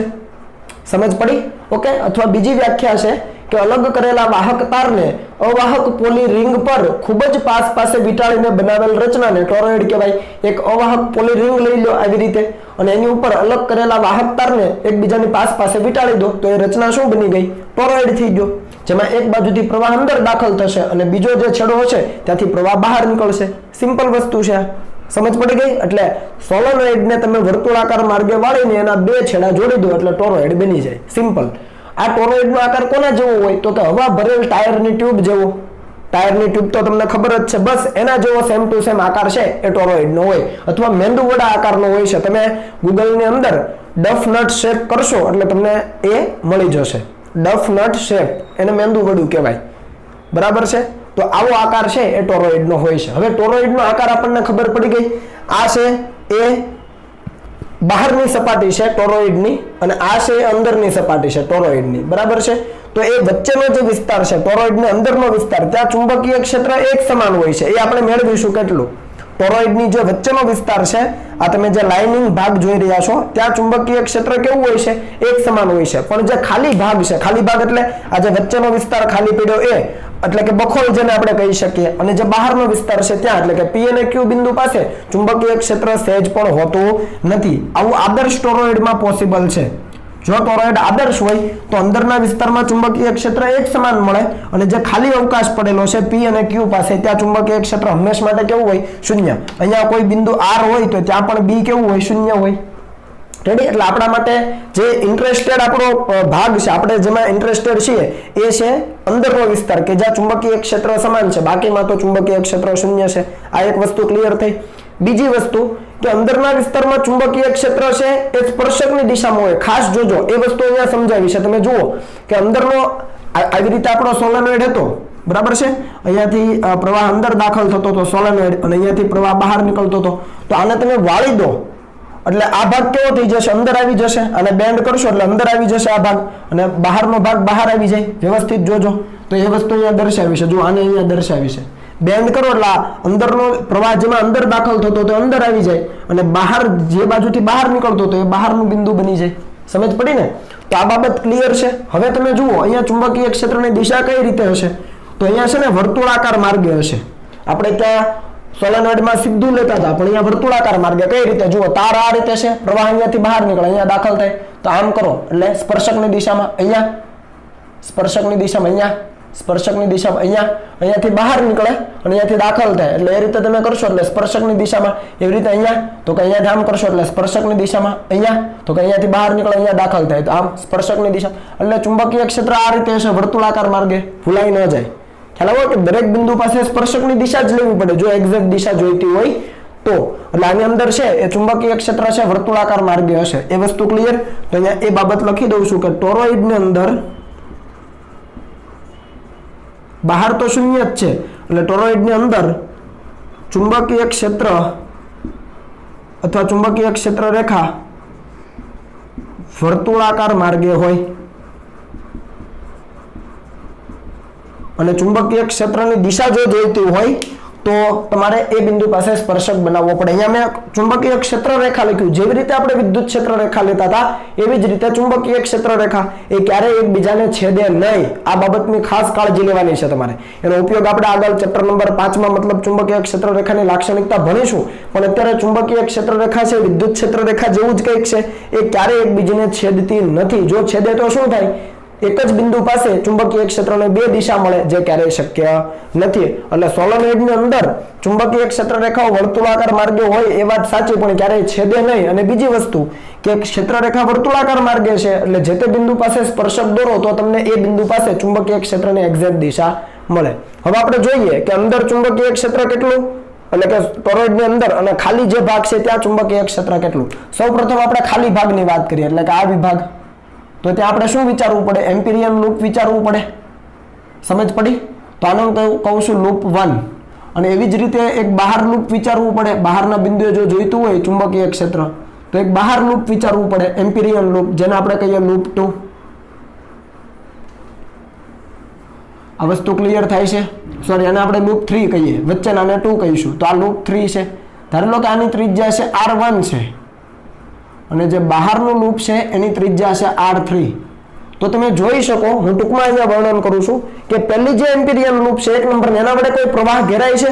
આપણું જે સાદું સૂત્ર છે ઇન્ટિગ્રેશન B.dl = μ0 સિગ્મા i. આ સિગ્મા i અહીંયા તમને મળે છે ક્યાંય? એમ્પિરિયન લૂપ વડે ઘેરાતો પ્રવાહ મળે છે, બંધ વક્ર વડે નહીં, કારણ કે પ્રવાહ તો બહાર તરફ છે. અહીંયાથી અંદર દાખલ થાય, અહીંયાથી બહાર નીકળે એ તો બહાર તરફ છે. લૂપ તો અંદર આવી ગયું. લૂપ વડે કોઈ પણ પ્રકારનો પ્રવાહ ઘેરાતો નથી. ભાઈ પ્રવાહ નથી તો B શૂન્ય જ થવાનું, એટલે B શૂન્ય થઈ ગયું. અંદરનો જે ખાલી ભાગ પડ્યો ત્યાં સાબિત કરી શકાય, ટેક્સ્ટ બુક ની અંદર આપેલું છે, બરાબર. એ સાબિતી તમારે લેવાની. નંબર 3 માટે જુઓ, બહારનું જે એમ્પિરિયન લૂપ છે એના માટે વિચારો. તો એના માટે પ્રવાહ ઘેરાય છે, પણ ખાસ જોજો જેટલો પ્રવાહ બહાર આવે છે આ લૂપને લંબ રૂપે જેટલો બહાર આવે છે એટલો અંદર દાખલ થાય. હાલો ભાઈ, ગુડ મોર્નિંગ. જેટલો પ્રવાહ લંબ રૂપે બહાર નીકળે છે એટલે પોઝિટિવ ગણીએ તો એટલો અંદર દાખલ થાય. તો એને નેગેટિવ કહેવો પડે. જેટલો બહાર નીકળતો પોઝિટિવ છે એટલો અંદર દાખલ થતો નેગેટિવ છે. તો નેટ કેટલો થઈ ગયો? બેઝિક 0. એટલે આના વડે પ્રવાહ ઘેરાય છે પણ નેટ કેટલો થઈ જાય છે? 0. એનું મેં કારણ આપ્યું કે જેટલો બહાર નીકળે છે એટલો જ અંદર દાખલ થાય. તો બહાર નીકળતો ધન તો અંદર દાખલ થતો ઋણ કહેવાય. તો પરિણામી 0 થઈ જાય. એટલે બહારના બિંદુએ પણ ચુંબકીય ક્ષેત્ર, જો પ્રવાહ શૂન્ય તો ચુંબકીય ક્ષેત્ર શૂન્ય. કારણ કે પ્રવાહ હોય તો જ ચુંબકીય ક્ષેત્ર મળે. આ પ્રવાહ છે ચુંબકીય ક્ષેત્રનું ઉદ્ભવ સ્થાન છે ભાઈ. એટલે 1 અને 3 માટે કેમ શૂન્ય ખબર પડી? અંદરના વિસ્તાર, અંદરની લૂપ વડે તો પ્રવાહ ઘેરાતો જ નથી એટલે ચુંબકીય ક્ષેત્ર શૂન્ય. પણ બહારની જે લૂપ છે એના માટે જેટલો પ્રવાહ બહાર આવે છે લૂપની બહાર એટલો લૂપની અંદર દાખલ થાય છે. તો એક બાજુનો ધન તો બીજી બાજુનો ઋણ, બંનેના મૂલ્ય સમાન, દિશા વિરુદ્ધ. તો આ શૂન્ય થઈ ગયું. તો B પણ શૂન્ય. તો હવે આપણા માટે બિંદુ કયું બાકી રહ્યું એ તમારે કરવાનું. એટલે અહીંયા ખાલી અવકાશમાં, એ હું અહીંયા ટૂંકમાં લખું છું, તમે ટેક્સ્ટ બુકમાંથી લખજો. ખાલી અવકાશમાં B સદિશ = 0. એમ કઈ રીતે એ પાઠ્યપુસ્તકમાં તમારે જોવાનું છે, અથવા તમારું જે પણ રેફરન્સ બુક હોય એમાં જોવાનું છે. હવે ટોરોઇડની અંદર હું તમને શીખવું છું. તો ટોરોઇડની અંદરના વિસ્તારમાં પણ ચુંબકીય ક્ષેત્ર જોઈતું હોય તો આપણે શું કરવું પડે? તો કે એમ્પિરિયન લૂપ લેવું પડે. તો ધારી લો કે હું અહીંયા લૂપ લઉં છું.